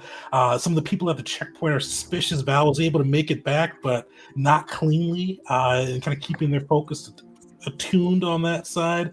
What are you guys doing? How are you guys getting past this? Are you fighting? Are you trying to use something else? How are you getting through?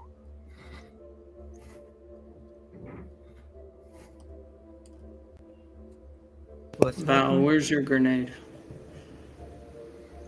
Oh, it went off. Yeah, Val just points to the explosion. Did it? I missed that part. I was sitting here trying to think of what we're going to do to these 7, and then I heard you were coming back. Okay.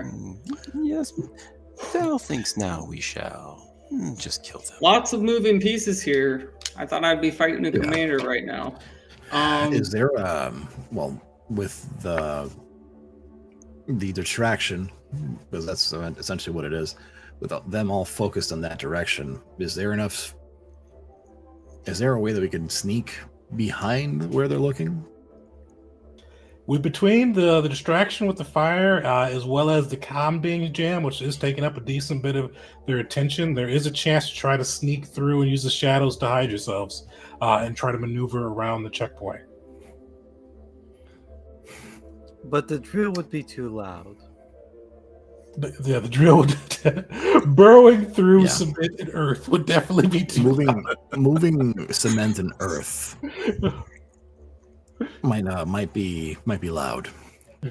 Is that smuggle power still active? No. C4 has mutate up and up right now. Yes, the good thing you You prepped yourself to make holes in the freaking ground. All right. So yeah, so this will be. So are you guys trying to stealth through and try to get past unnoticed? Are we still 30 feet away from Vars? You got Vars is still holding position. It sounds like, right? Yeah, I'm still behind that crate. Well, the only way that we can coordinate anything is if we move up to him.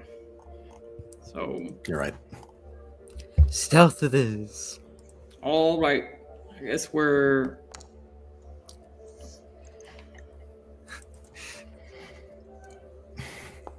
Oh no. God. Oh my fucking God. All right. So C4's failed. Val has succeeded. Malachi has succeeded. Vars, it's on you. Wait. Just wait. Oh man. Anybody Okay, do so anything it's before I narrate this? It's not a C4. saving throw. Oh my god.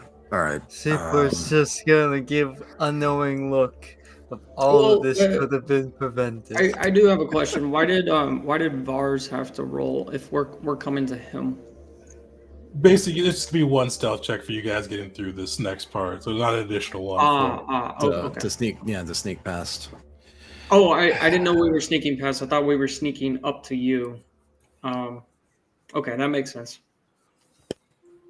Well, we did have that short rest, right? Oh, you did? Yeah. Okay. Am I in defiant range? But is it even worth it? You could definitely Defiant yourself for C. There's no range for Defiant.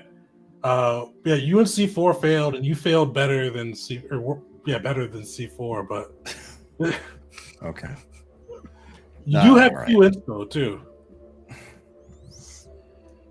Okay, Burn it. Yeah, you guys are cool with burning it? Yeah. Okay. Let's try this again. Where's that stealth? Disadvantage. That's a lot. Hey! That's a much nicer number. Yeah, so the rest of the group is able to sneak up to Vars, and together they're able to make their way through.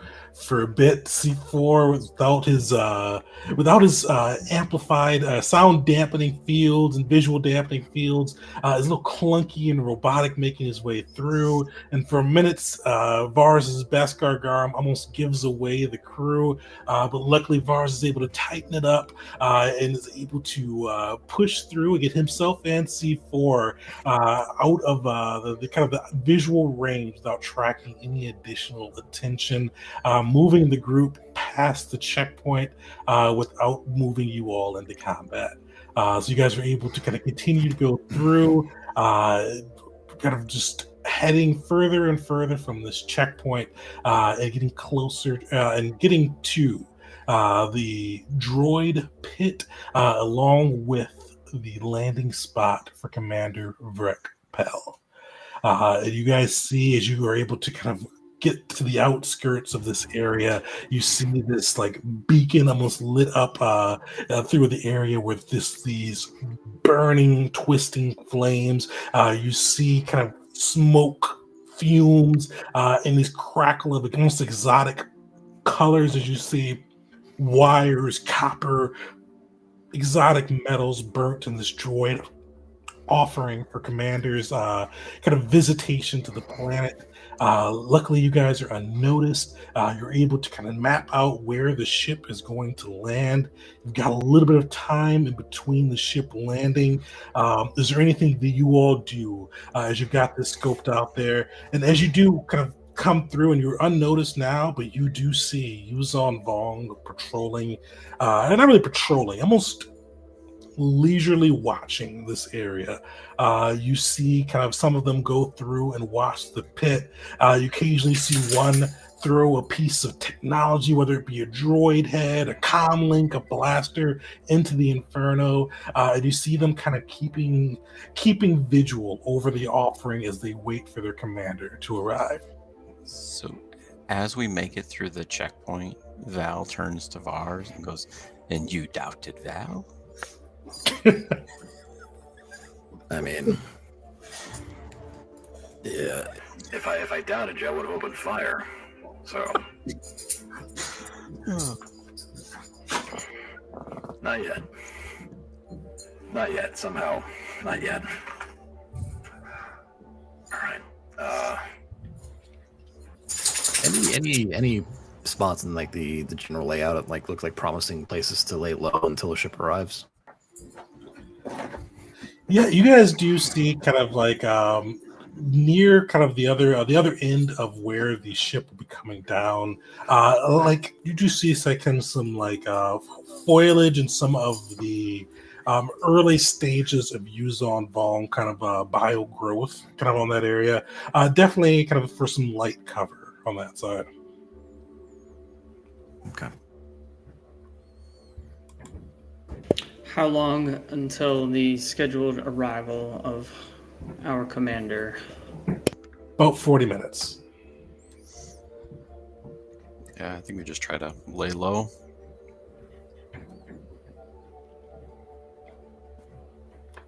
Yeah, laying low sounds right. Not too low, C4. Sea level. Seaforth is watching this burning pile, and he'll say, burial things couldn't be me. But you can definitely tell that he is horrified, terrified. So if we lay low here, would we be able to use a short rest until the commander arrives? Fortunately, you do not have enough time for well, depending on how long you guys want to wait after the ship touches down. Because he's 40 minutes from landing, according to the captain's data, you need an hour for a short rest. I don't know why, but for some reason I was thinking 30 minutes for short rest. You do a rapid okay. rest if you wanted to, though. I guess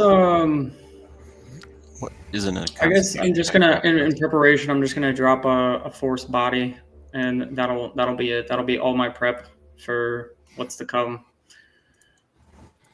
Just Malachi is furious at how all has transpired, and he's a ticking time bomb right now.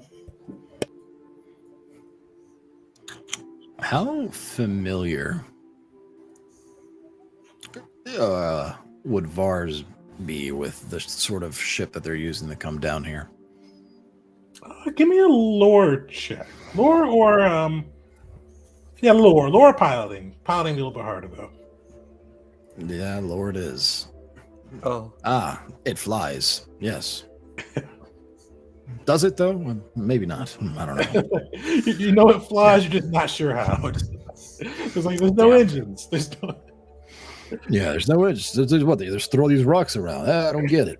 I have Man. an idea. So this is All right. probably the last I beat this dead joke. But it's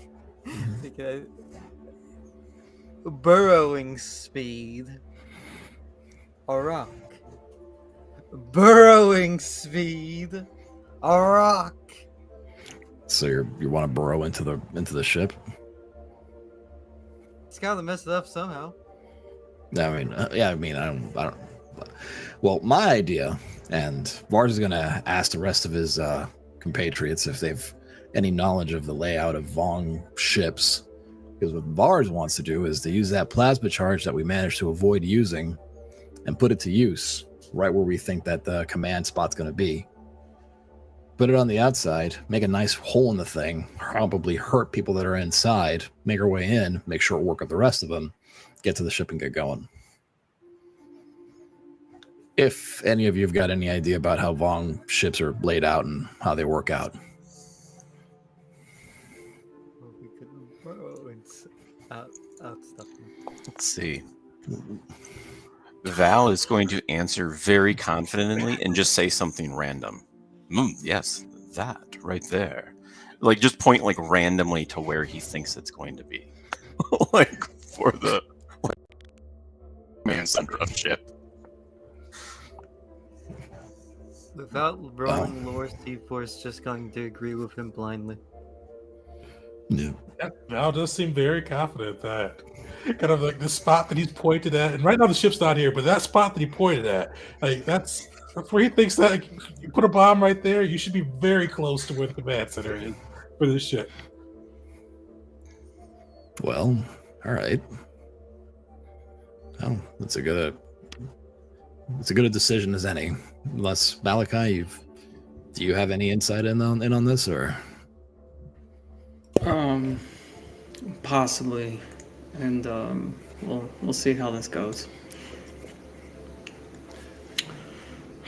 Vaguely, but not enough to provide any sort of real insight. I think Val seems pretty confident. You know? Yeah, and I didn't even Why roll not? that for mechanics. I just rolled that to see how it would play that out. Just that why. So it doesn't have to do anything. All right, well, screw it. I'm gonna try to get on that ship, part of the ship. All right. So I guess the Vars will take the time to familiarize himself with the plasma charge.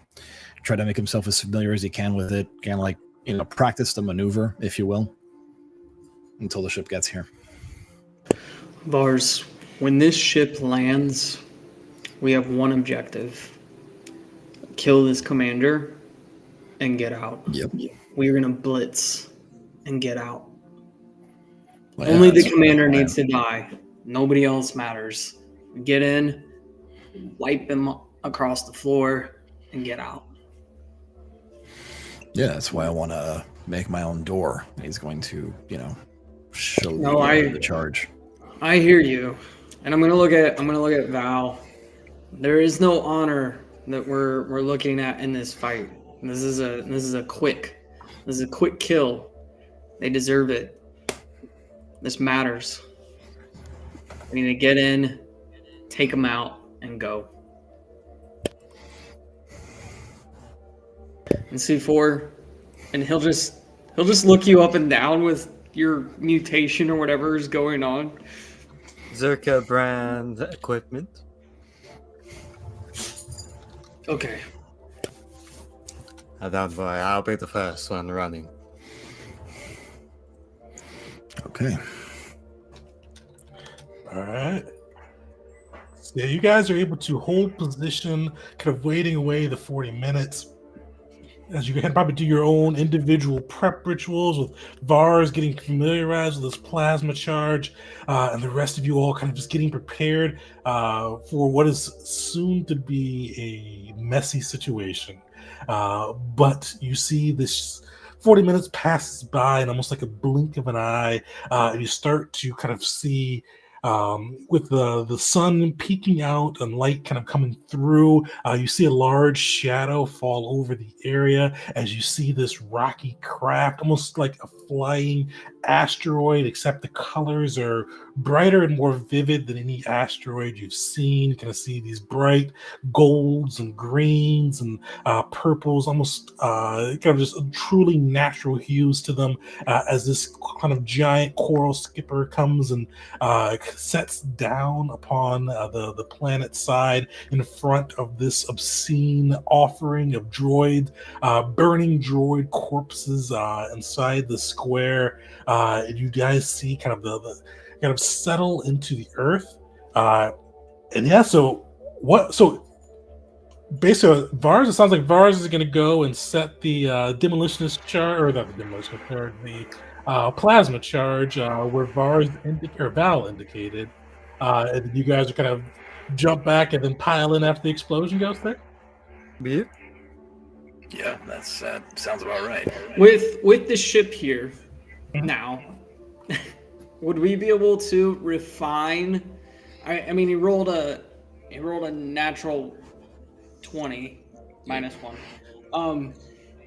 Would we be able to refine and be like, oh shit, Val, you were right, or is there? Val's the one that said this, so it kind of is your faith in Val. You guys would tell as the ship's coming on.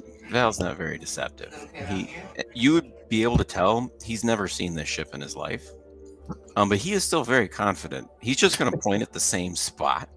But anyone who probably was looking at Val would know he has no clue what he's talking about.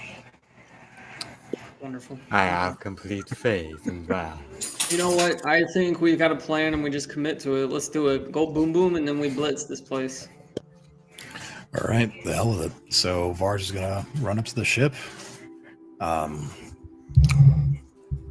He's going to engage his grappling hook, but like leave it there to give other people a way up, and then use his jetpack. Get up to the spot where it was mentioned. Go ahead and perform the maneuver with the plasma charge. Step back, and wait for the rest of the crew to catch up. So I'll let you use your choice here to see kind of how well you can execute this without drawing undue attention or kind of moving as quickly as you can. Would Vars be going about this kind of like pumping his own, like using like his own kind of athletic nature and strength to kind of go through and do this as quickly as he can? Would he be kind of going about this in a more stealthy manner, or even trying something else to kind of get this in place and be prepared to explode this and quickly pile through the gate? I mean, there's no kidding about it. That's going to make an explosion, so it's going to get noticed. So Vars is just straight athleticism, just full sprint. The grappling hook, engage the jetpack to fly up right to the spot.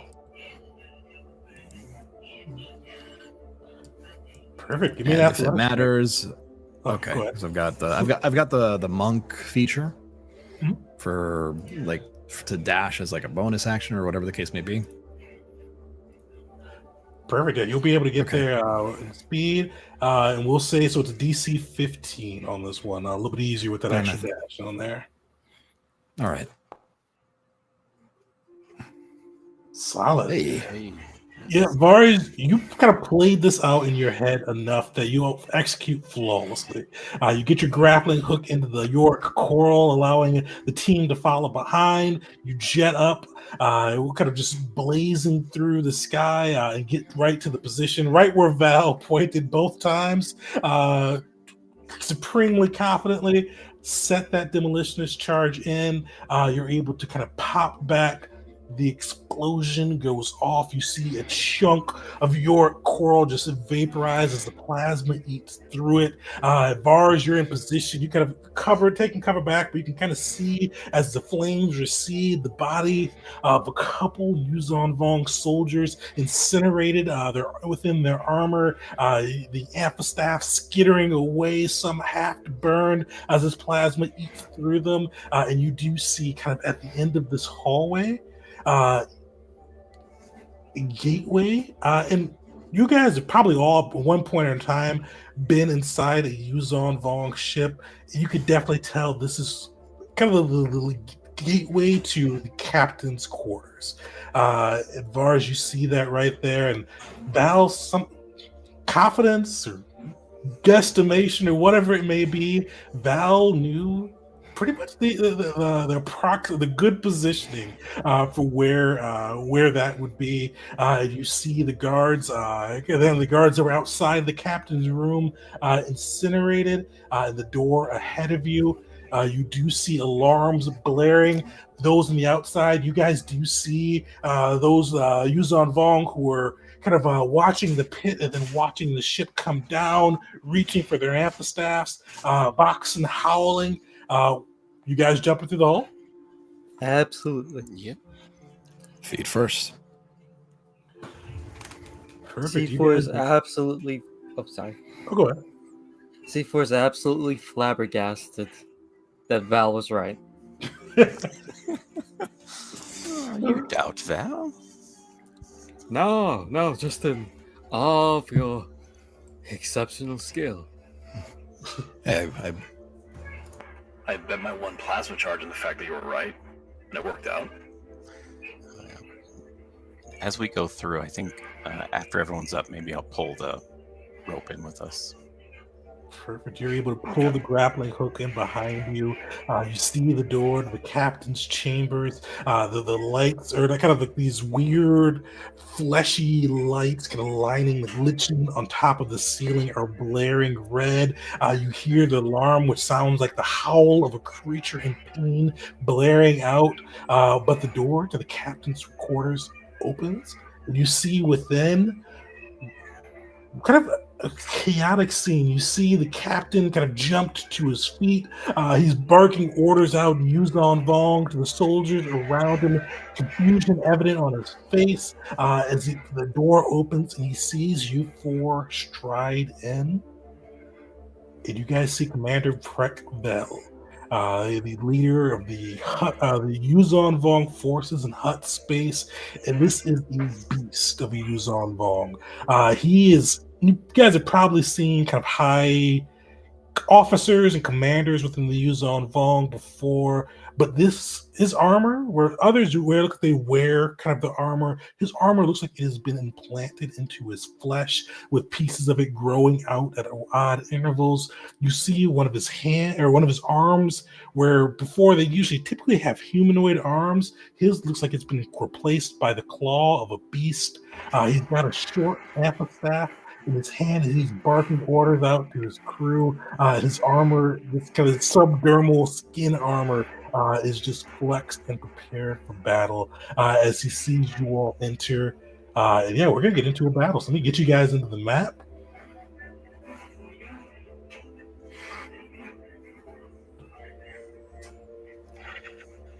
And then roll initiative. And we're going to take a quick break as I go get another drink, and we'll wrap up with the combat against Commander Prell and his forces. All right.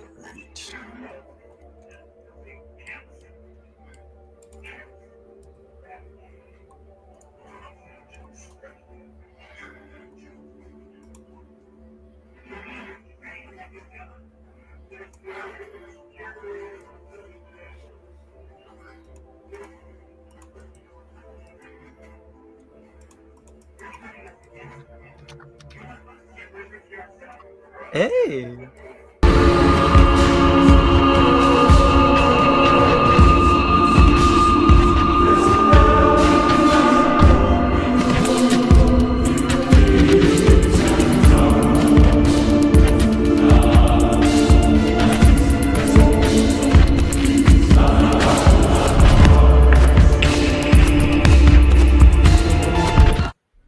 Welcome back, crew. We are getting into the second half of the occupation session with the crew going up against Commander Vrek in kind of his commander's chambers, and you see this enormous Yuzon Vong with a heavily modified or genetically tampered with body.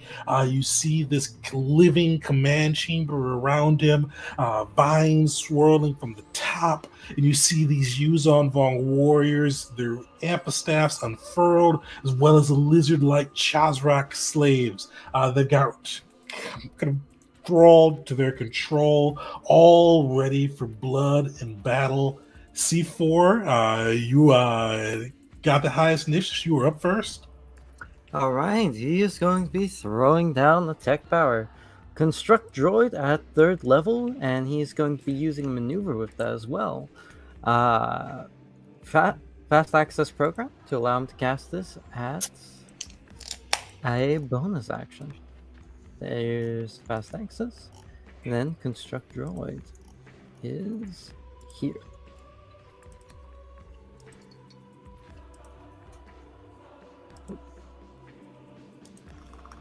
There we go. I think it's on there now.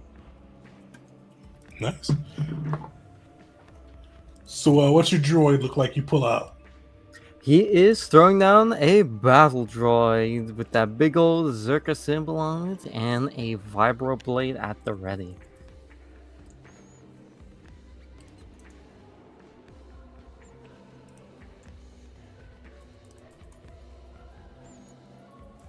It's weird it gives like a 15-foot template for construct droid. I don't know what that's for.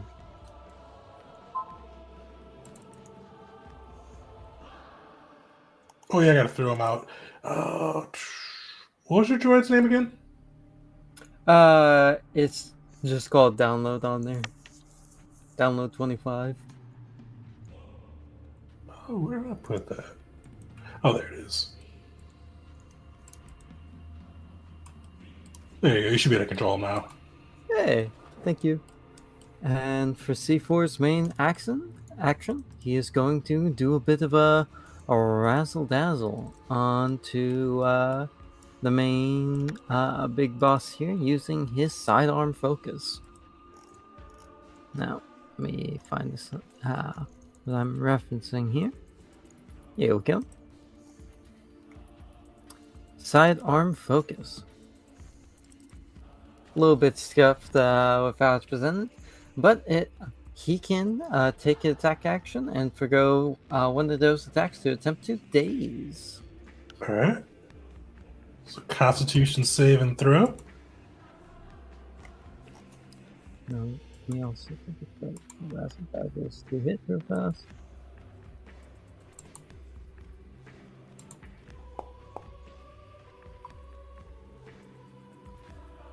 What's your DC?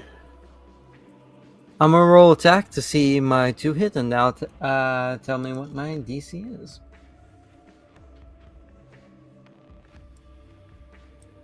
Oh. Uh-oh. It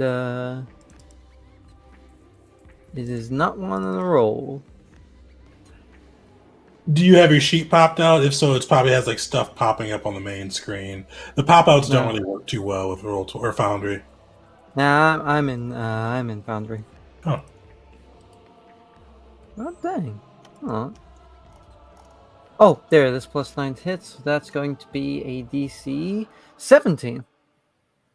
Wait, 9 plus 8. Yeah, 17. Sweet. So he's going to burn one of his legendary actions as you try to get that daze off on him. All right. And C4 will do it again with his extra attack.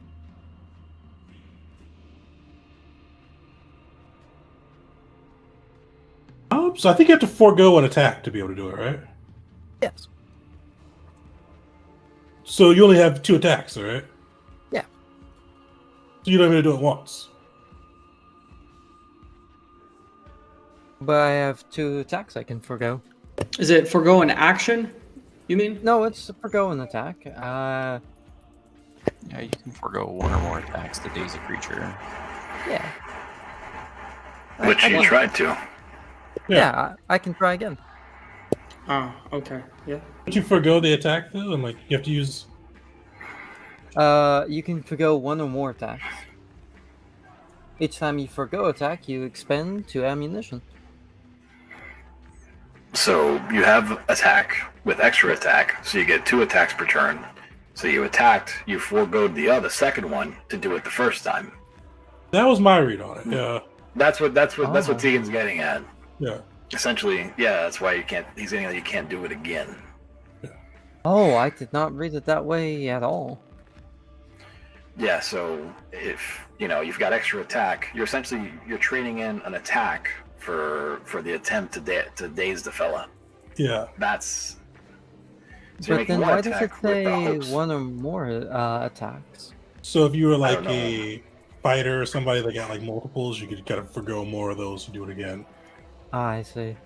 In that case, I would like.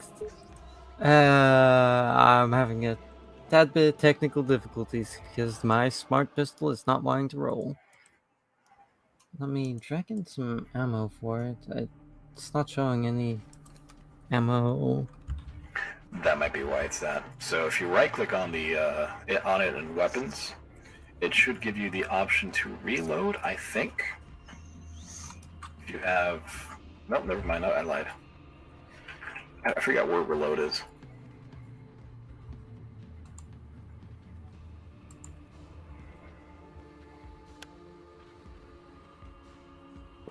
Is ammo?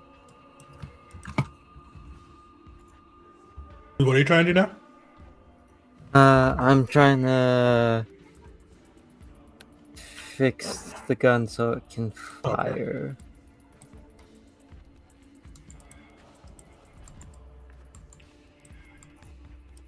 Nope, it's not detect. I just tossed in some ammo and it is not detecting it. Well, that's rough. I guess I'll just roll it manually.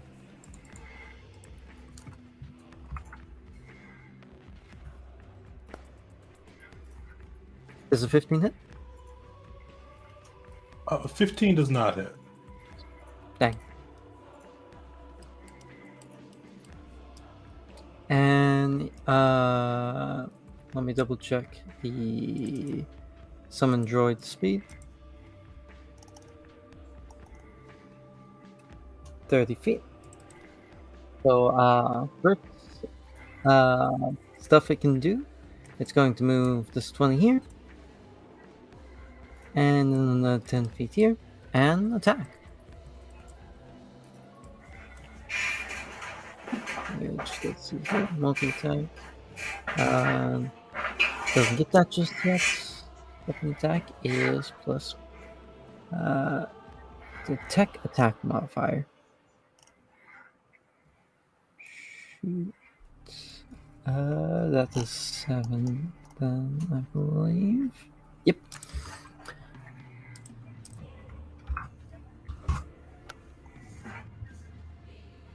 Oh, yeah? 26 hit. Alright. And then plus power level. 1d12 plus 3 plus power level, and this was cast at 3rd level. So that will be 7 damage. Nice. So how does that all look? C4 going in for that razzle dazzle, trying to catch this commander off guard, but very much doesn't does not work because, as said before, this man is legendary. So a few more shots in, but not really doing it either. So he throws down that droid and has it run up to one of these fallen warriors, brandishing a blade and striking out at them. Nice. You see a cut kind of appear on that warrior as he gets cut by the droid coming through. You see the Yuzon Vong commander use one of his legendary actions, howling out abomination in broken basic as he charges forward. Val, you are up. As he charges forward, the man is within 30 feet. All right, give him a shot.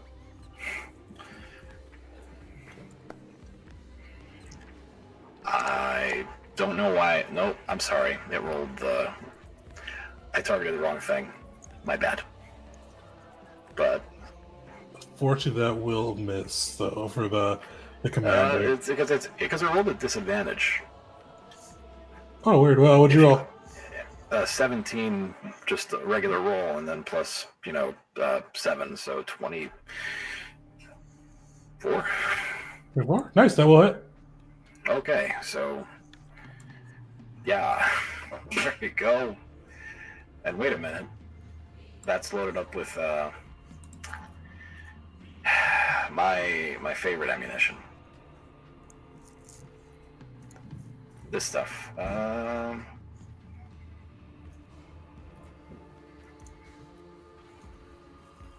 It deals fire damage when you hit a shot.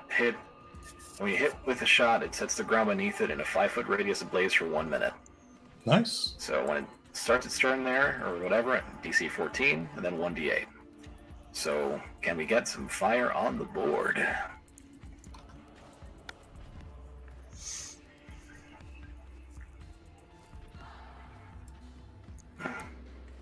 Just don't draw it too long.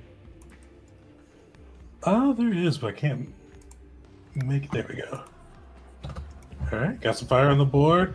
So you see kind of packs into his armor. You see some scorching flames light at his feet as he charges in. Val, you are up. All right. Well, Val's gonna charge right at him then.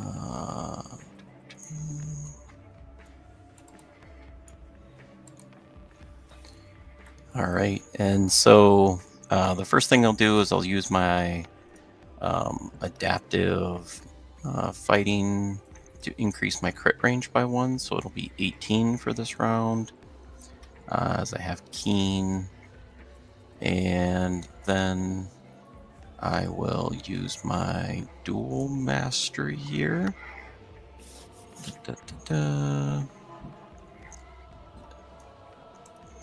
not my mastery, it's my regular fighting style.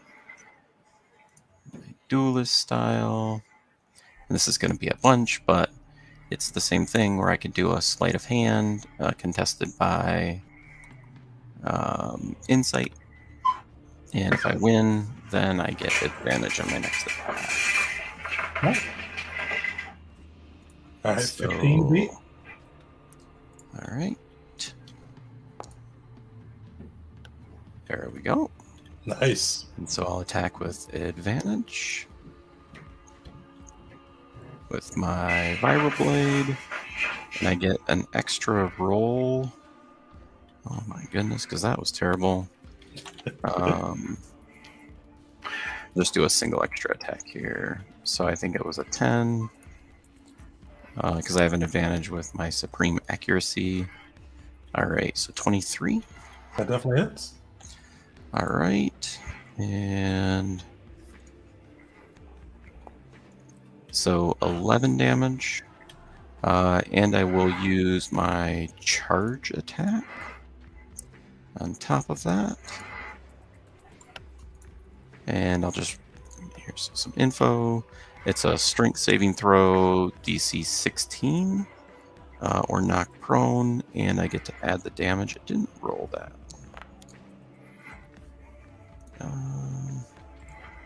Alright, so he definitely saves, but I still get to do, I think it's 1d6, so Yeah. it'll be an additional 3 damage. Nice. So there's my first attack. I'll attack again. I will not have advantage this time.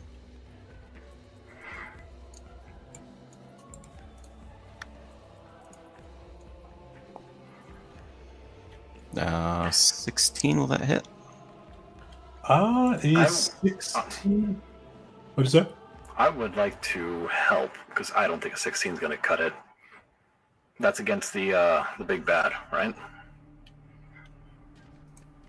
Yep, big guy. Yeah. So where is it? Once per turn. Yeah, I'm going to go ahead and use lead by example. And I'm going to throw in my own precision attack.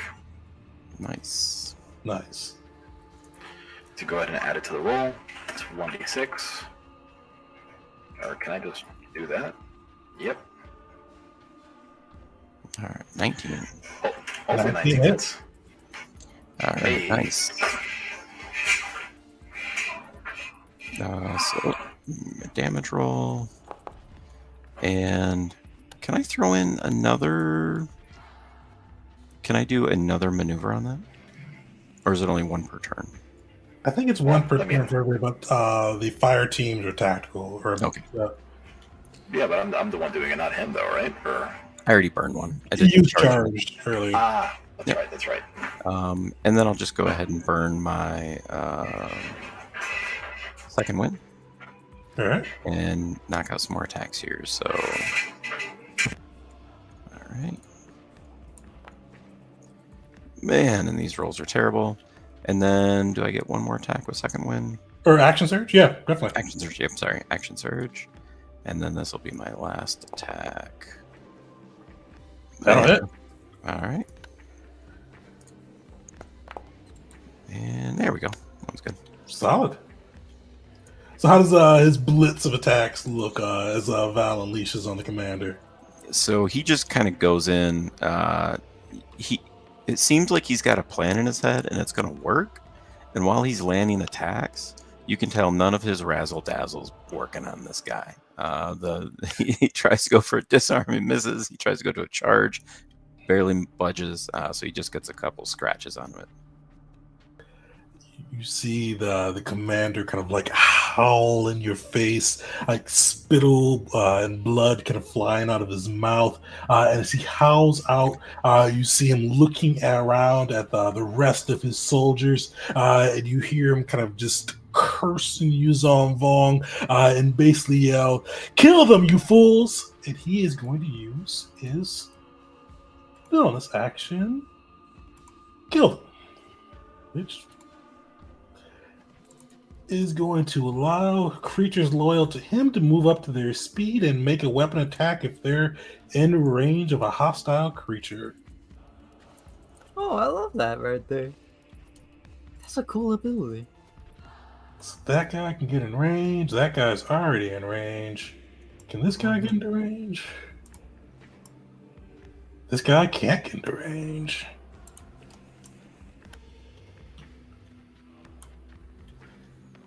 This guy can get into range. And that is everybody. So attack on Vars. Fortunately, 2 attacks on Val, and attack on Random Droid. Did C4 name his other droid? That would insinuate he cares for them. That's a good point. Wow.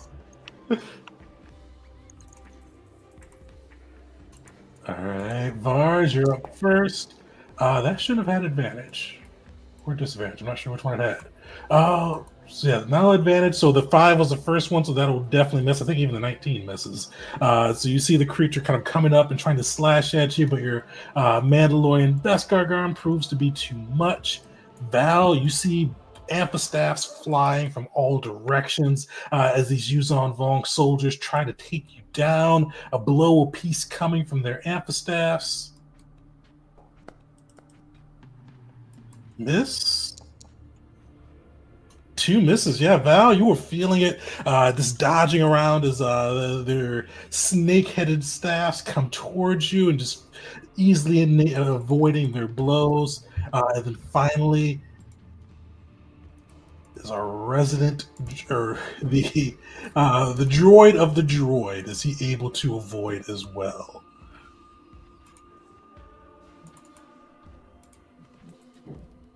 Let's see.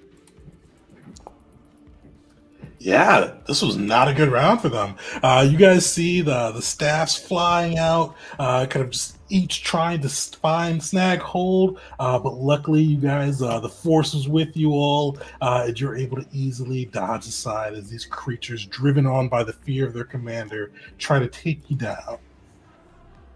Bars, you are up. All right, I'm gonna swap. I've got holsters for all my weapons. Would it be free to put away a weapon and then draw a sword? Okay, so how does holster work again?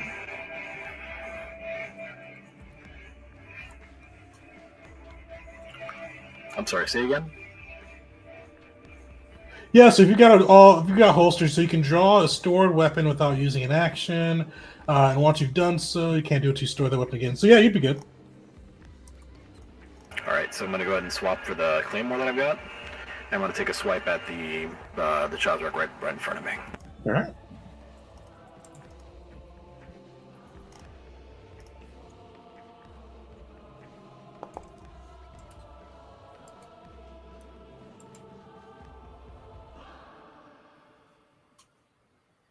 Oh, you're trying to hit the Chazrak? That'll hit. Yeah, I don't know why it keeps rolling with disadvantage. Let me... There we go. Alright, so with that, rolling damage.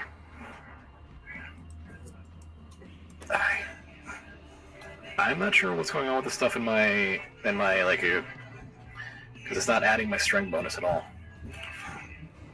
Well, I think you clicked your heavy pistol on that one for the damage. My mistake.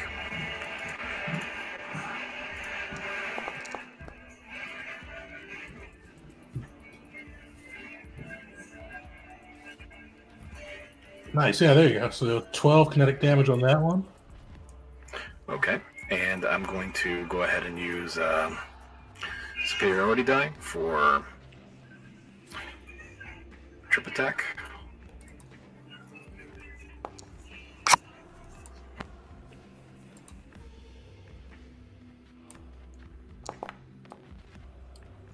Nice. You send him crashing to the ground. Alright, and then for the second attack, this one should have advantage.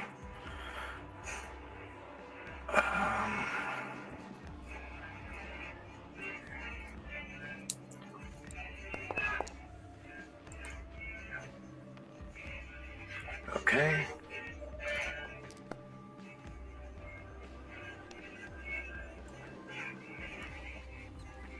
Nice. He's looking bloody. How does that all look as far as bullies the Child's Rock?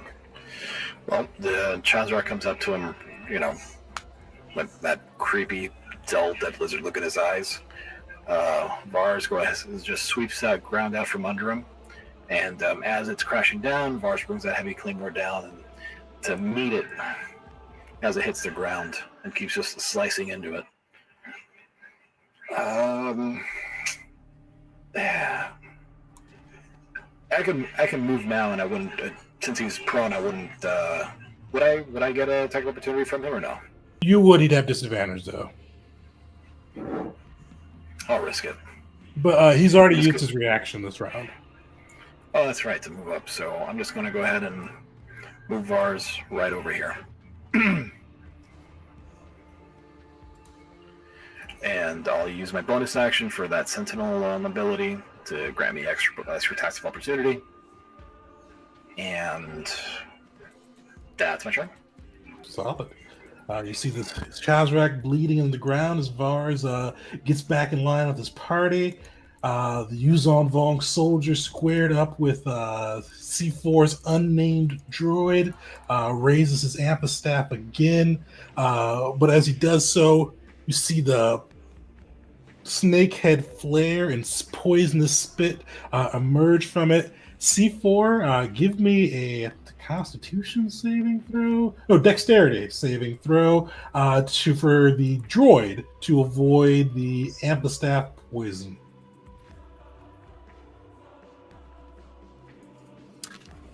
So let me get this straight. This guy just tried to poison the droid. He's going for your receptors on that side. So it's kind of going right towards the droid's eyes. Let me check something real fast in the power, since it is a construct. Let's see here. Oh, it doesn't. No, I'm not reading anything that gives it the advantage against something like this. So it's straight up, and that's dexterity. You say? Mhm. All right. So let me get that roll up real fast. +2. Solid. You see the poison coming. The droid sees the poison coming at it. Is able to dodge aside, keeping his photoreceptors intact. You see the Yuzon Vong soldier howl out and then swing out with his amphistaff twice, trying to just dissect the droid. Does 16 hit the droid? Yeah, it does hit the droid. It only has 14 AC. So you see the amphistaff crash into it for 10. He whips it back around. Oof! All right. Oh, okay.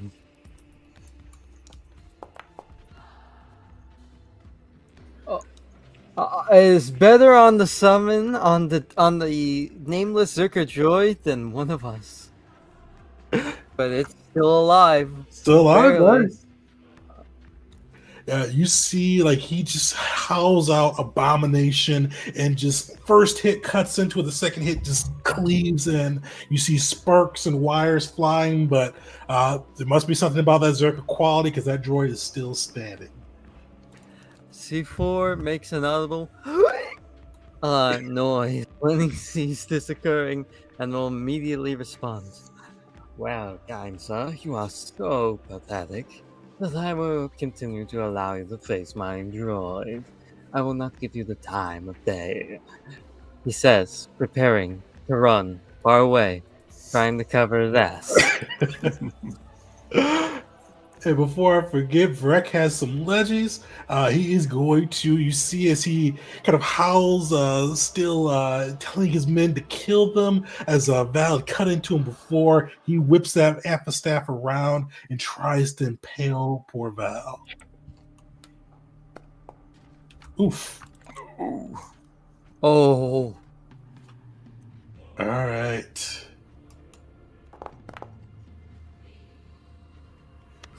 So Val, he gets you like you see him howl out rage in his eyes as he sees you have brought droids and just lack the honor, and you hear him yell out "coward" and Yuzon Vong, and he cuts into you, deep gash across your fur. All right. And Malachi, you are up. Malachi steps forward, and as he takes his first step, he yells out, "Nothing else matters. Focus down the commander." And he will move, if I can, to here. Real quick, I'm just going to parry that, so I'll do it in the background, but I'll reduce the Okay. damage. 15 feet. And as he's moving forward, he's grabbing some of the debris from the ship, from the explosion, and it starts swirling around him. And I'm going to use a short round to cast Telekinetic Shield as a bonus action instead of an action. Okay. So I will link that. I'll make sure that that's active too. Okay, and then at the same time that he's pulling debris, he has two light blades, red of course, that start whirling around him as well. And one of those light blades is going to go towards the Chazrak behind him. So I'm activating Saber Storm as well. Just so you know, Telekinetic Shield does require concentration, so I am concentrating right now on that. Saber Storm does not require concentration. But I'm going to make one attack towards the Chazrak that is prone. Will that be at advantage? It would. Okay. So why is it rolling at disadvantage? I don't have anything selected for disadvantage.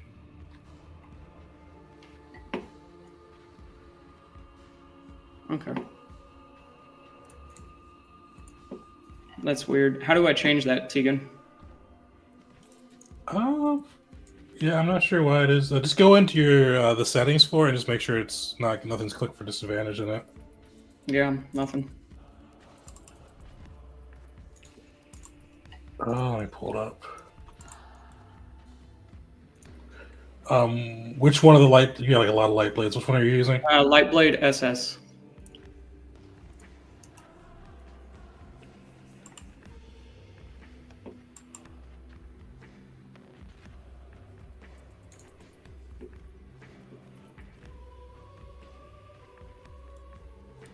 Yeah, and it wasn't rolling. It wasn't rolling disadvantage earlier either. Okay, I'm just gonna pop my sheet back in. Maybe that's what's causing issues. Yeah, as it gets glitchy when you have your sheet popped out. Okay, and then that blade comes down. I don't know if a 17 hits. It does. Okay, five damage to him, and then the second one is gonna whirl past Val in the midst of that kind of hit, and as he's attempting to parry as well. So the second light blade that's rolling around me will attack the commander. 20. That'll hit. Damage. For another 5 energy damage, and it comes back to me. And that will be the end of my turn there. All right. Which Chazrak is that? So that's the other one. So you see C4, this droid rushes in, teeth baring, its coffee blade swinging, and he tries to bear down upon you.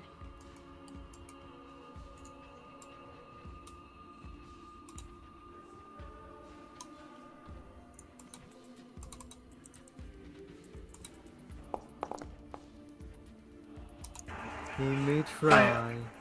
And I'm going to take a swing at him since he got within 5 feet. Nice. Take a shot.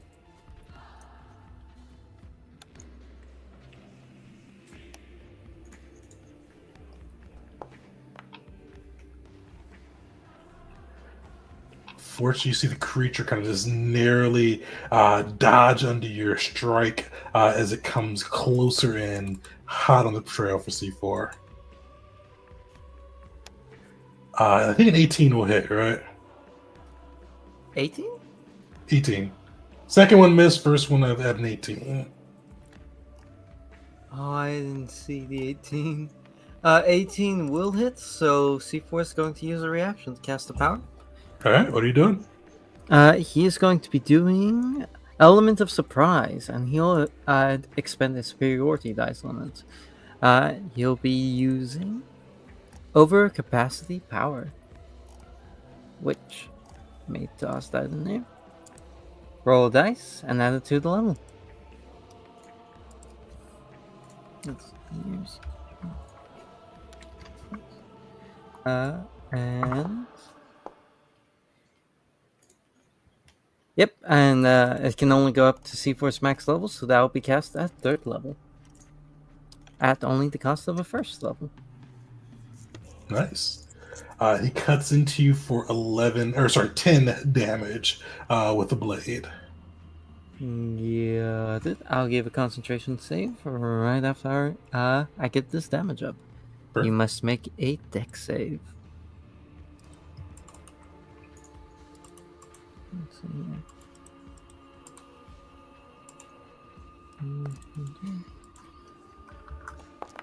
Oh, he will pass. Solid damage though, still. Nice. Let's see, saving throw. No. And your little droid friend's there to stay. But for how long? All right. That's Chazrak's turn. The commander, Val, you see him just like anger in his eyes, a bit of warrior's bloodlust overtaking that. You see he kind of kind of see him twirl the amphistaff and twirling around his hand. You see his clawed kind of arm that had been kind of eerily genetically modified, just grasping, and you see him launch at you with the claw first. So let's see how that goes. Before or after the DC 14 dexterity saving throw? Oh yeah, he's stepping the fire. So yeah, give him a.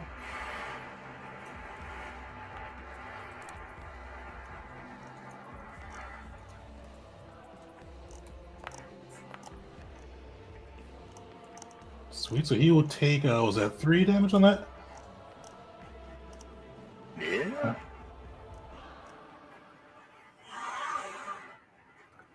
I just realized, did I get the damage from the Chazrak soldier? What's that? The Chazrak soldier hit, but I don't see the damage anymore. Oh yeah, he did 10 damage. Oh, okay, thank you. His roll went really funky with that claw. 38.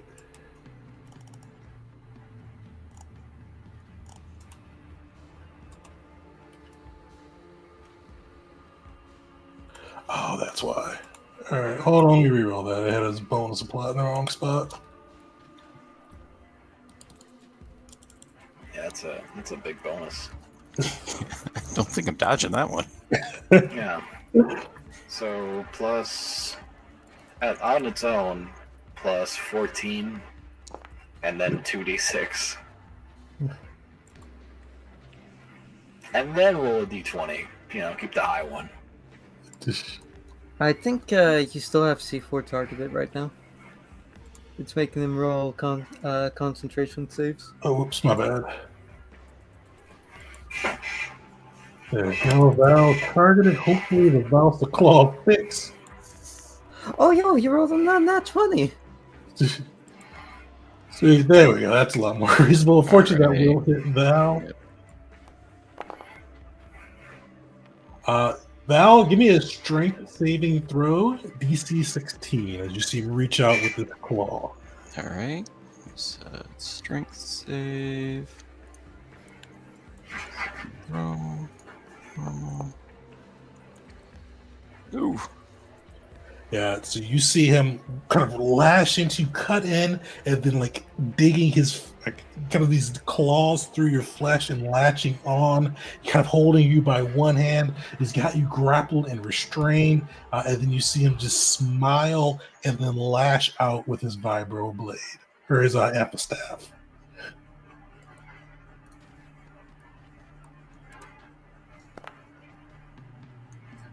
Oof.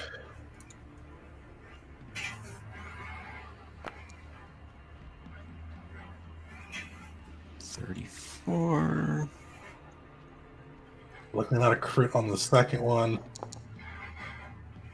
So for 44 damage total, you guys see he's got Val cut in there and just slashes left and then right with his amphistaff, just cutting deep furrows into Tagorian as the Yuzon Vong kind of just muttered basic goes, not worthy abominations. Yeah, Val is down. Yeah, so you see him cut into Val, hold his body up and throw it to the ground, and he is going to step out of the flames and make his way towards our city friend.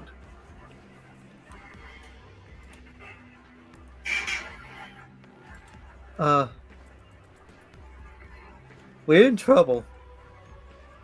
I am critting a lot today, unfortunately.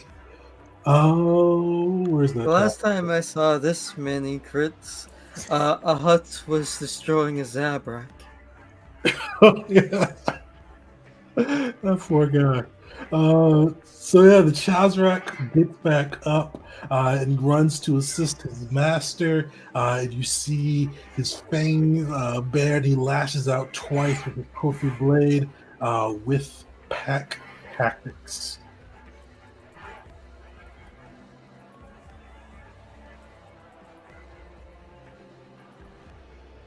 Oops, sorry, I'm off to Val there. Would where's that blade that that was put down?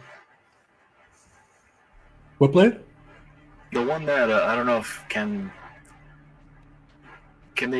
the Sith like can you make reaction like attacks an opportunity with those blades or no? No, yeah. Okay, never mind then.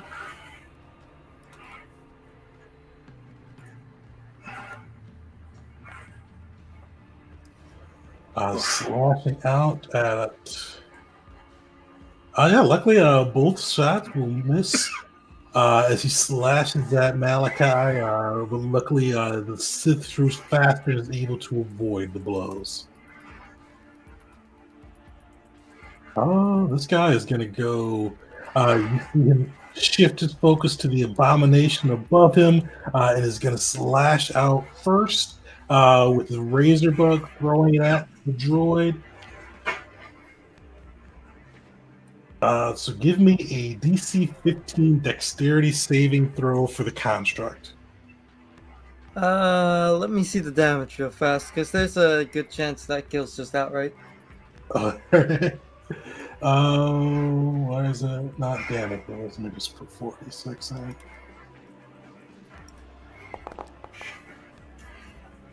Yeah, but if it succeeds, there's no damage. Wait, there would be no. You might live!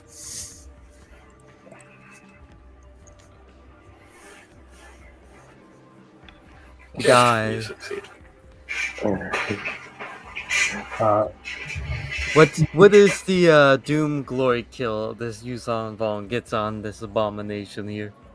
Yeah, you see him like he's running forward. He lets loose this razor bug, and it just starts spinning, and it cuts straight through the droid's head. You see he's coming to smash it with his amphistaff, but just like stops short as he realizes he's already finished the monster.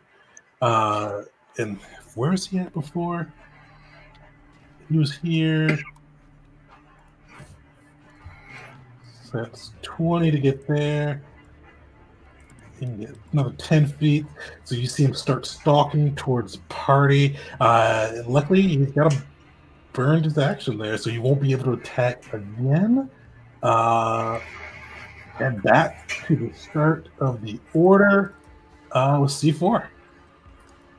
C4 is sweating like hell. He is very worried. So what he's going to do is simple. He is going to move further away. Wait, actually, I got my orders operation wrong. Before he moves away, he is going to be activating his armor, allowing him to cast Voltic Shielding, and he's going to be using all the charges of it to cast at its max level, which for Voltic Shielding for this armor is level 3. Here's the info for Voltic Shielding, and that'll give him 15 temporary hit points. Now, he's going to move all the way over here, getting far, far away from all the carnage that is happening. He looks very scared. And that was his action. And for bonus action, let's see here.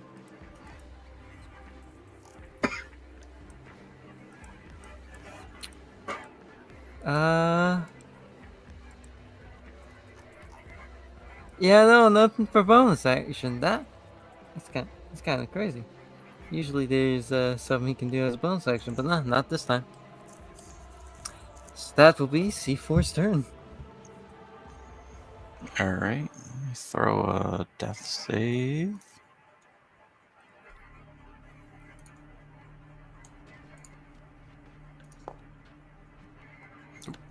Alright, one fail.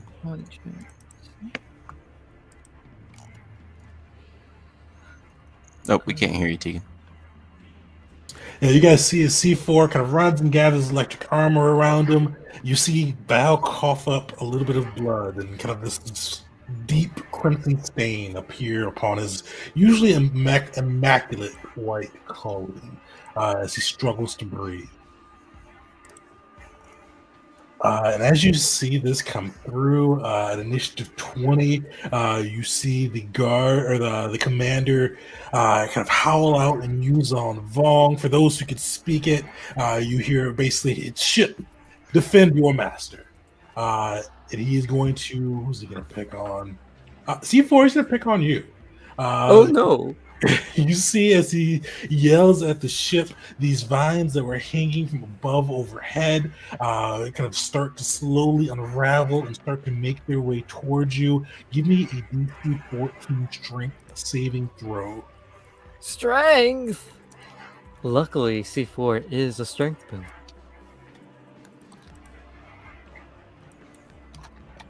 Nice. Nice! That's Voltic Shielding coming in handy. For the first time, not the first time, but C4 if genuinely is actually happy he has something like Zerkatech has pulled through here. Like he is going to endorse this armor so much now. Yeah, you see the vines trying to come through, but C4 just breaks through him, his armor crackling around him, and he is free from being restrained. Bars, you are up. All right.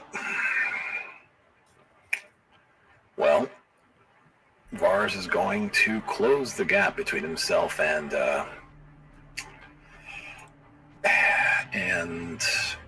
Val. And time to use a med pack. All right. So, what type are you using? A regular med pack or a fine med pack? Do we have 5 med packs? It kind of depends on which one what your faction gave you. I can't remember what.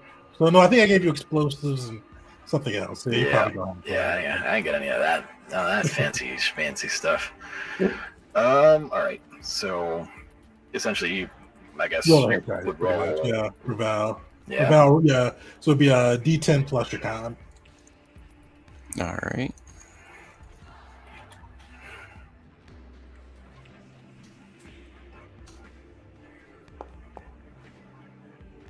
Fine. Do you have medkits of your own? I've got second wind. So I can. Yeah. All right.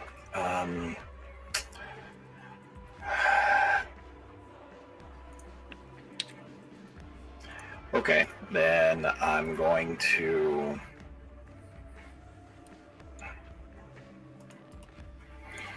I guess keep the claymore in hand, and actually no. No, I'm gonna swap it out for the blaster rifle. To make that swap, and then I'm gonna action surge just so I can get some damage out. Yeah, just to. There we go. Yeah, use it, and I'm gonna take one of my shots at the Chaz Rock that's behind Malachi. So let's see. Why does it keep doing that? That will hit. I mean, hell, even all right. Even at disadvantage, it hits. So he's within 30 feet. So the 1 becomes a 3. So that's 8 damage in total. Fire. So put some fire beneath the Chazrock's feet. Pretty please. And he's still standing. Barely. One more. Let's. Why does it keep doing that? I rolled a 17. Disadvantage. And yeah, it does. I don't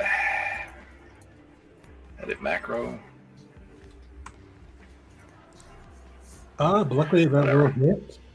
Put him down. And that's all right. So, well, just trying to minimize the threat around Malachi.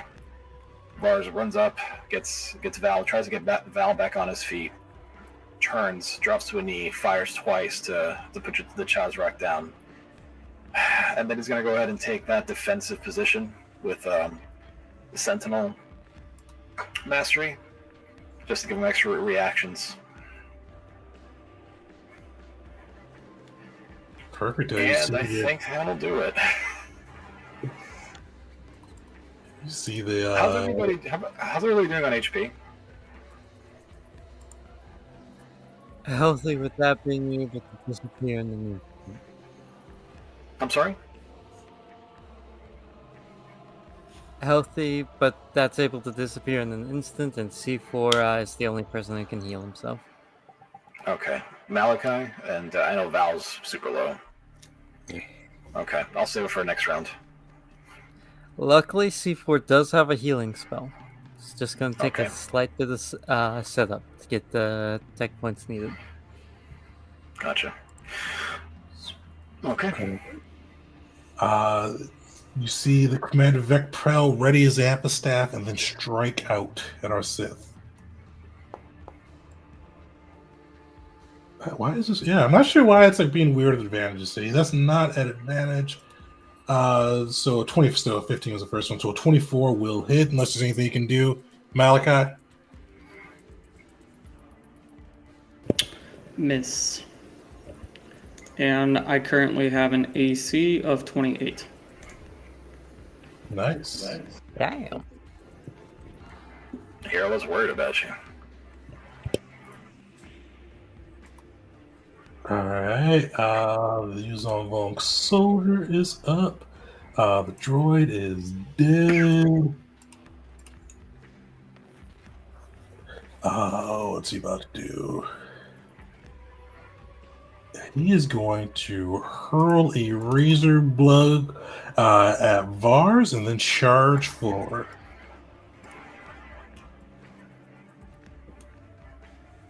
Alright. Vars, give me a DC 13 dexterity saving throw.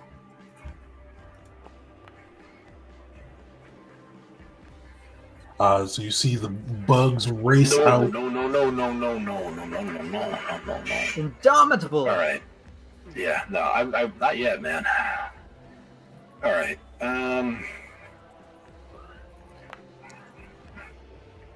What the? That's not what I wanted.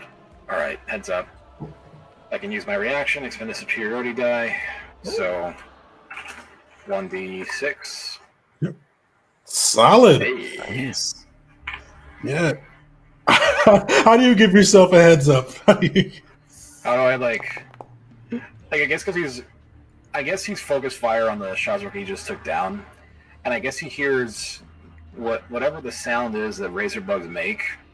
He hears that like in the back of his head. He's like, "Oh crap!" So he just knows to like duck because there's probably gonna be one flying right at him, and lo and behold, Yeah, you hear that whirring buzz go right overhead. Even if you failed, damage wasn't going to be that bad, but luckily you avoided that 5 damage and bleed. And and he's coming rushing towards you. Are you still able to take a shot? Yeah. Take a shot? When he closes the gap. So Because you could use Sentinel Mastery. So yeah. Yeah. All right. And the last thing I had out was the Heavy Blaster. So attack, normal attack. That'll hit. That'll hit. So let's go some damage. No, it would hit when he actually gets to the 5 feet. Oh, okay. So he would close it because if it's beyond, it's weird. It's like, all right, you got to 30 feet, I can hit you. Okay, you're right in front of me. Now I can hit you. Okay. So let's see, damage. That's pretty yummy. Some more fire. And you add some more fire to the mix. And you see him spin his amphistaff and try to bring it down upon your head. He does not have advantage, so ignore that. And I have to go through. I'm not sure what's up with Foundry trying to give advantage or disadvantage to random things. But luckily, both will miss. Malachi, you're up. All right. Malachi is going to kind of maneuver over to here. So I'll be staying within his range because I don't want an opportunity attack. And then I'm going to burn another short round to make Shocking Shield as a bonus action. So if anybody manages to hit me with a melee attack, they'll take 2d8 lightning damage. And then as an action, I'm going to make 2 attacks at our big bad with my spinning sabers, or spinning light blades.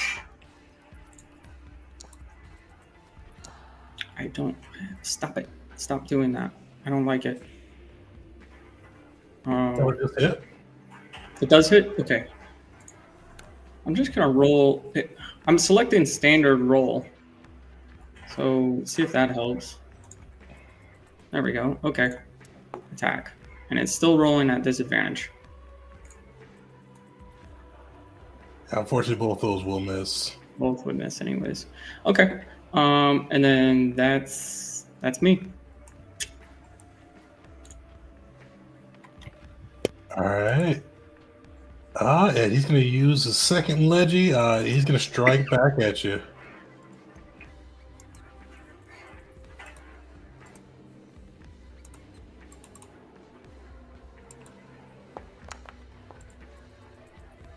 Luckily we'll miss. You see his half-staff kind of flying past you, and luckily you were safe from its damage. This Chazrak is going to come hurtling towards C4. You see its coffee blade out and looking to take you down a peg.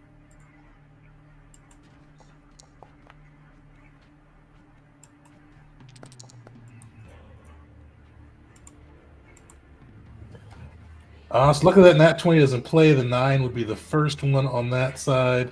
So that will miss C4. All right. The 14, does a 19 hit you? 19 does indeed hit. All right. And it will be taking 15 lightning damage. Oh, for some reason I thought you were attacking me.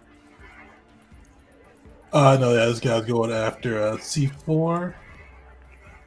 All right, so you get that Voltic armor on him as he lashes into you for 14 damage. You see the lightning ripple across him, definitely doing. Look, not bloodied yet, but definitely feeling the blow. That leaves me with 1 temporary hit point. I'll take it.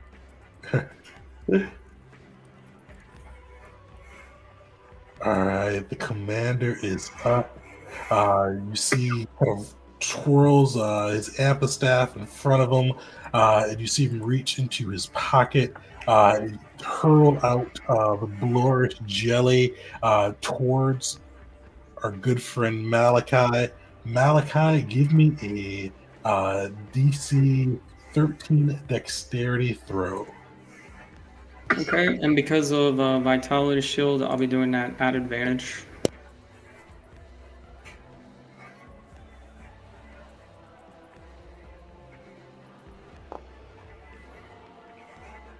Oh. Oof. Unfortunately, you try to dodge aside, but the force fails you at the moment. And you see this blorish jelly kind of go and solidify around your feet, binding you into place. The And he future is for the going galaxy to. is grim.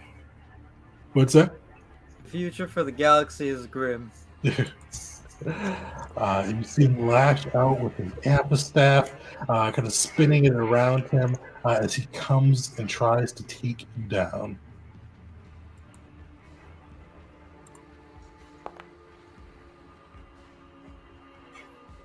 Luckily, that'll miss. Still has you attacking C4. Also attacking C4. Oops. Oh! Fortunately, that will crit Malachi. This man's a commander for a reason. You see as he kind of goes through and just jabs at you with the blade, cutting into you for 28 damage. Give me a concentration saving throw. I'm gonna spend 2 force points right now to auto succeed. All right.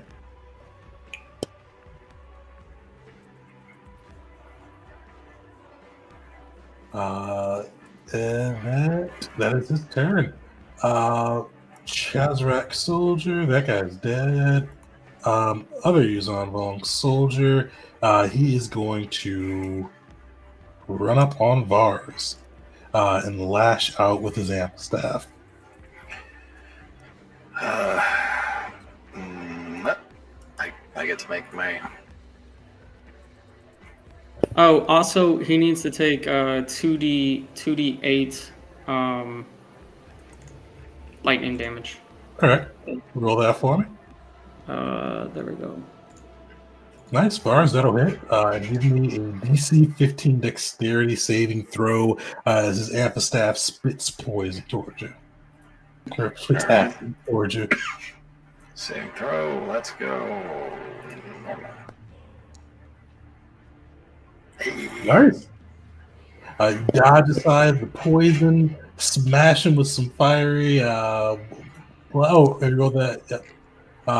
Blast him with some fiery damage. If he's going to try to impale you with his amphistaff. All right, and that's actually 9. 30 feet and all that. 3 lightning damage to the big bad too, for smacking me. Make him regret it.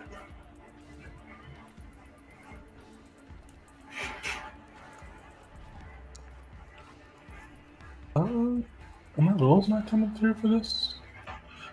I see dice rolling, but I don't see anything coming up in the chat. Yeah, I seen a dice. It was rolled 16, but I don't know what it was for. Weird. All right. It's coming. Yeah, it's being weird today. So 22, like a 17 either way. Does that hit Vars? Yes. For 17 damage. All right. The second will miss. You see him kind of spinning through, one blow finding its way through your Beskar arm as he tries to take you down. That's his turn. Round 3, C4, you are up. I have something to say before C4 acts. TPK! TPK! You guys All right, man. got All right, man. Let's low let's do our HP. turn. Let's do our turn. Let's go. Yep. I deal with the Tranquil in order to regain some tech points. Much needed. That regains 4 of them. And those 4 will be immediately spent as a bonus action with fast access programs. Which is my last superiority dice. To get up this spell right here. Slow release medpack. Unfortunately, it's going to be until I gotta wait till next turn to use it. But on that next turn, Val is going to be able to be healed. Nice. All right. For now, though, C4 is a bit of a jam, and he's going to stay. Wait. There we go. Just to make sure there's plenty of bodies between him and the commander. Perfect. You got to get into the perfect position. And Val, you're back conscious again. Yeah. So before I stand up, I will use Second Wind. This might go badly. All right, so I'll give myself a quick heal.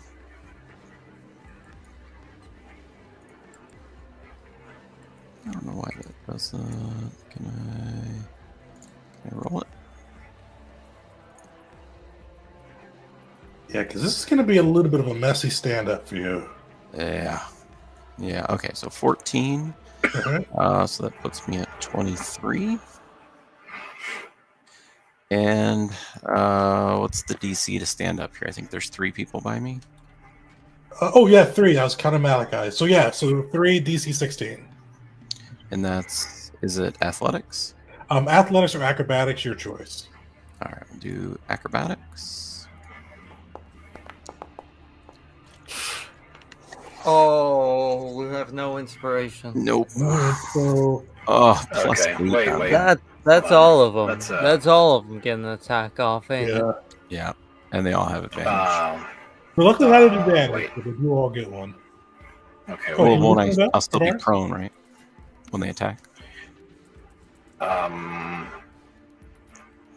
haven't used my 1 usage of Defiant, I think. Yeah, I need Fortunately, that plus wouldn't 7. help here. It would not? No. No. Yeah, he needs 7 more. Yeah, I critically failed it. So. Oh, you rolled a 1. Yeah. Oh, that's terrible. Yeah, I have plus Oh, you're 8 probably the second acrobatics. heal. I thought it'd be okay. TPK. TPK. Bro, come on. All right. Yeah, so they do.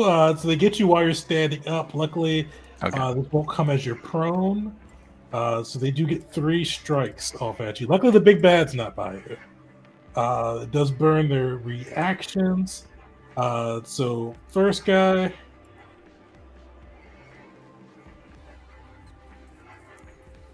Oh, why is this not showing up?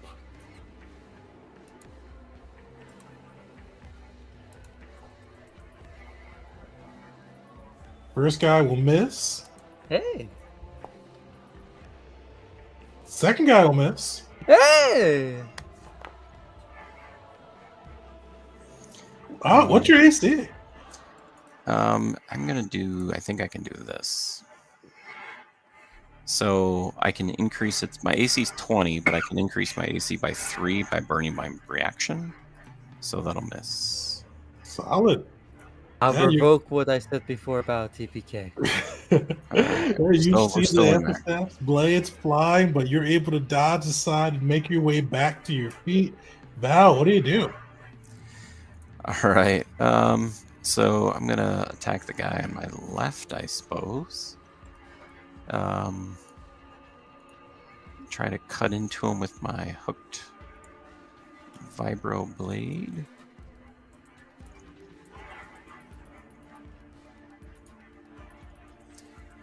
Normal. There we go. Nice. All right. You said to your left. Yep. And so that'll critical hit. And so Solid. and I have, I don't know if I got calculated in there. It did. Okay. All right. So 28, and I can attempt to disarm him because I have disarming. So he needs to make a strength saving throw of 16, or he drops his weapon. Yeah, you knock the epitaphs out of his hand. All right, and I'll make my second attack. And because I have trip weapon focus, if I score a crit, my next attack has advantage. So I'll attack him again with advantage. That'll hit. And nice. Don't you get to re-roll one of those dice, or am I incorrect? In Oh that? yeah, you got that supreme I accuracy. get to roll one, yeah. So I'm just crit fishing for you. here we go. Here we go. Oh, So 19 instead. Okay, so damage. There we go. And 8 more. okay, he's looking rough. And I get one of my adaptive fighting styles back because I critted. And that'll be my turn. All right. Warrior Commander Prell is going to take another of his legendary actions. Oh, and he sorry, is- real quick, Deacon, before you go on. Can I use my object interaction to just kick his weapon away? Since Yeah, it's you on the ground. Yeah, I'm you just definitely gonna got to kick kick it. away. Yeah, kick it like up here or something. Sweet. Sorry. Yeah, so give me an athletics check. We'll say for each 5 above 10, you can kick it another 10 feet. Or another 5 feet. So you kick it 10 feet away from it. All right. All right.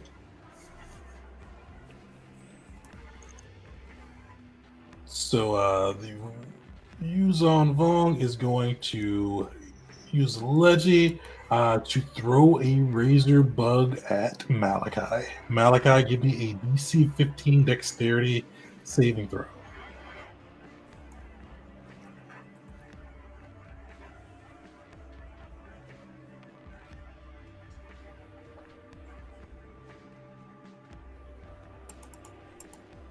Okay, wait. All right. So I'm gonna use heads up. All right. So you just need to hit a 5 or better, or use Defiant as Yeah. well. I might. Yeah. Okay. This is going a little slow, and I ain't popped out.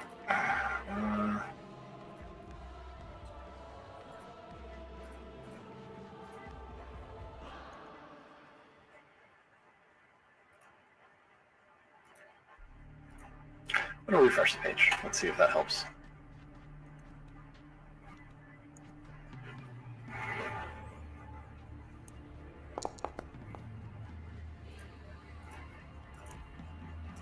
And heads up. And it's not going. So I'll just roll it manually and I'll subtract the 2. So,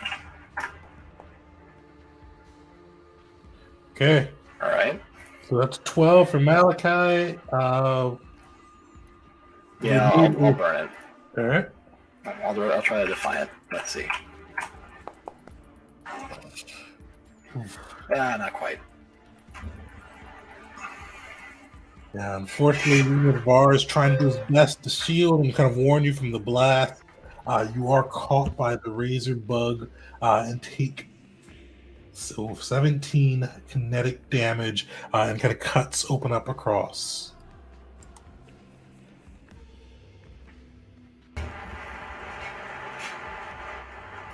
Alright, Wong Soldier is up. He is just going to take some slashes back. Poor Val here. Hopefully Val's luck will continue to hold out.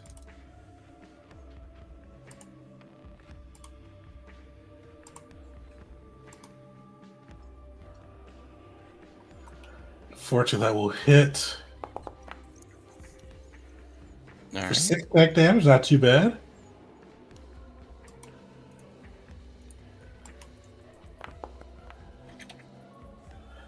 And luckily, completely whiffs that second attack.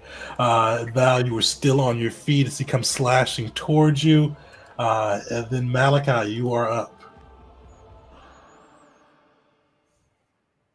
So, I'm still restrained. I didn't You get are that. restrained, yep. Do I have to spend an action to become unrestrained?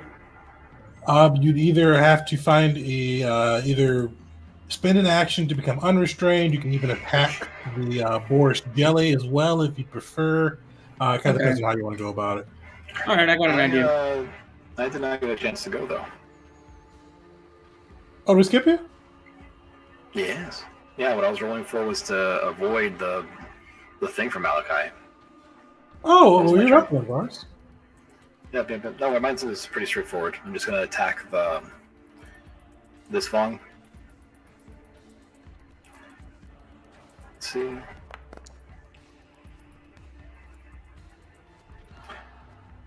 Yep, very good, very cool.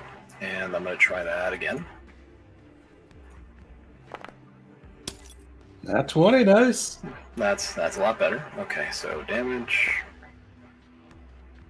Finish him.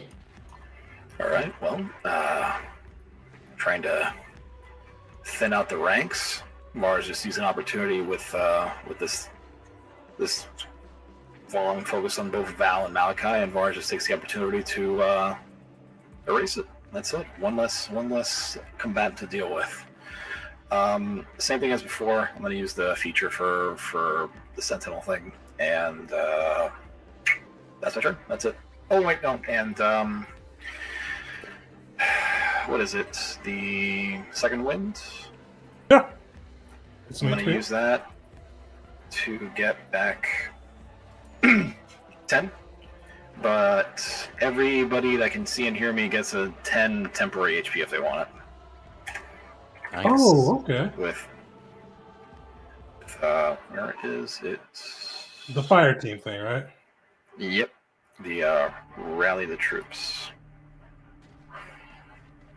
Within 60 feet, so everybody's in enough range. So if they want, they can get 7 points of temp HP, and that's my turn. Solid. Nice. Yep. Did you say 7 points or 10 points? 7 points. 7. Okay. 7. All right. Malachi, you are up for real. All right. I am going to stay within range of our big bad and move myself to there. And actually, I can't do that because I'm restrained. Correct. So instead, I'm going to do what I was going to do anyways. I'm going to let out a force scream, and I get to choose the people that I want to target. So I will target the big bad. Oh, I don't want to target Val. The big bad and the other two, Vong over here, and the creature that is restraining me. I think it had, 15 HP? Mhm. And I'm going to use my last short round to use Force Scream as a bonus action. I need big damage. Let's do big damage. So 46 Psychic and 46 Sonic. All right. So this is the Psychic. I'm no longer restrained.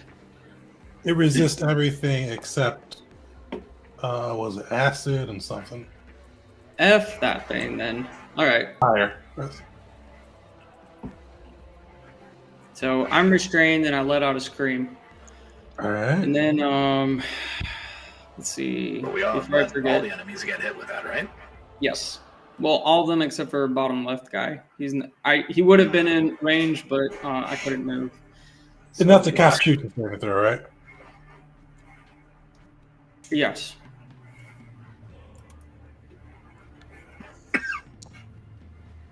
And the DC is 15. If they succeed, it's half, or one. Yes, half on success.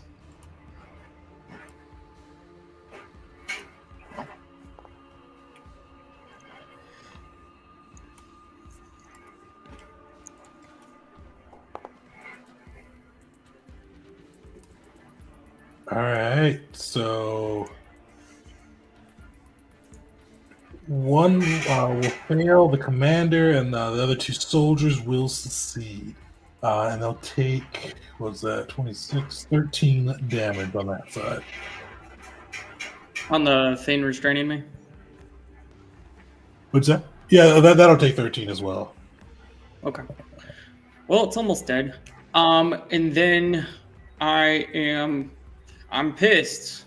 What can I say? I'm Sith. So as an action, I'm going to seethe so I can heal up a little bit. Why? Standard roll. Okay. Anyways, it's what do I have for hit die? I don't remember. Counselor D6. D6 plus con. Okay, so I'll roll a D6. I can't roll less than that because I have durable, so the minimum I can take is 4 plus con, so I get 6 HP back. Nice.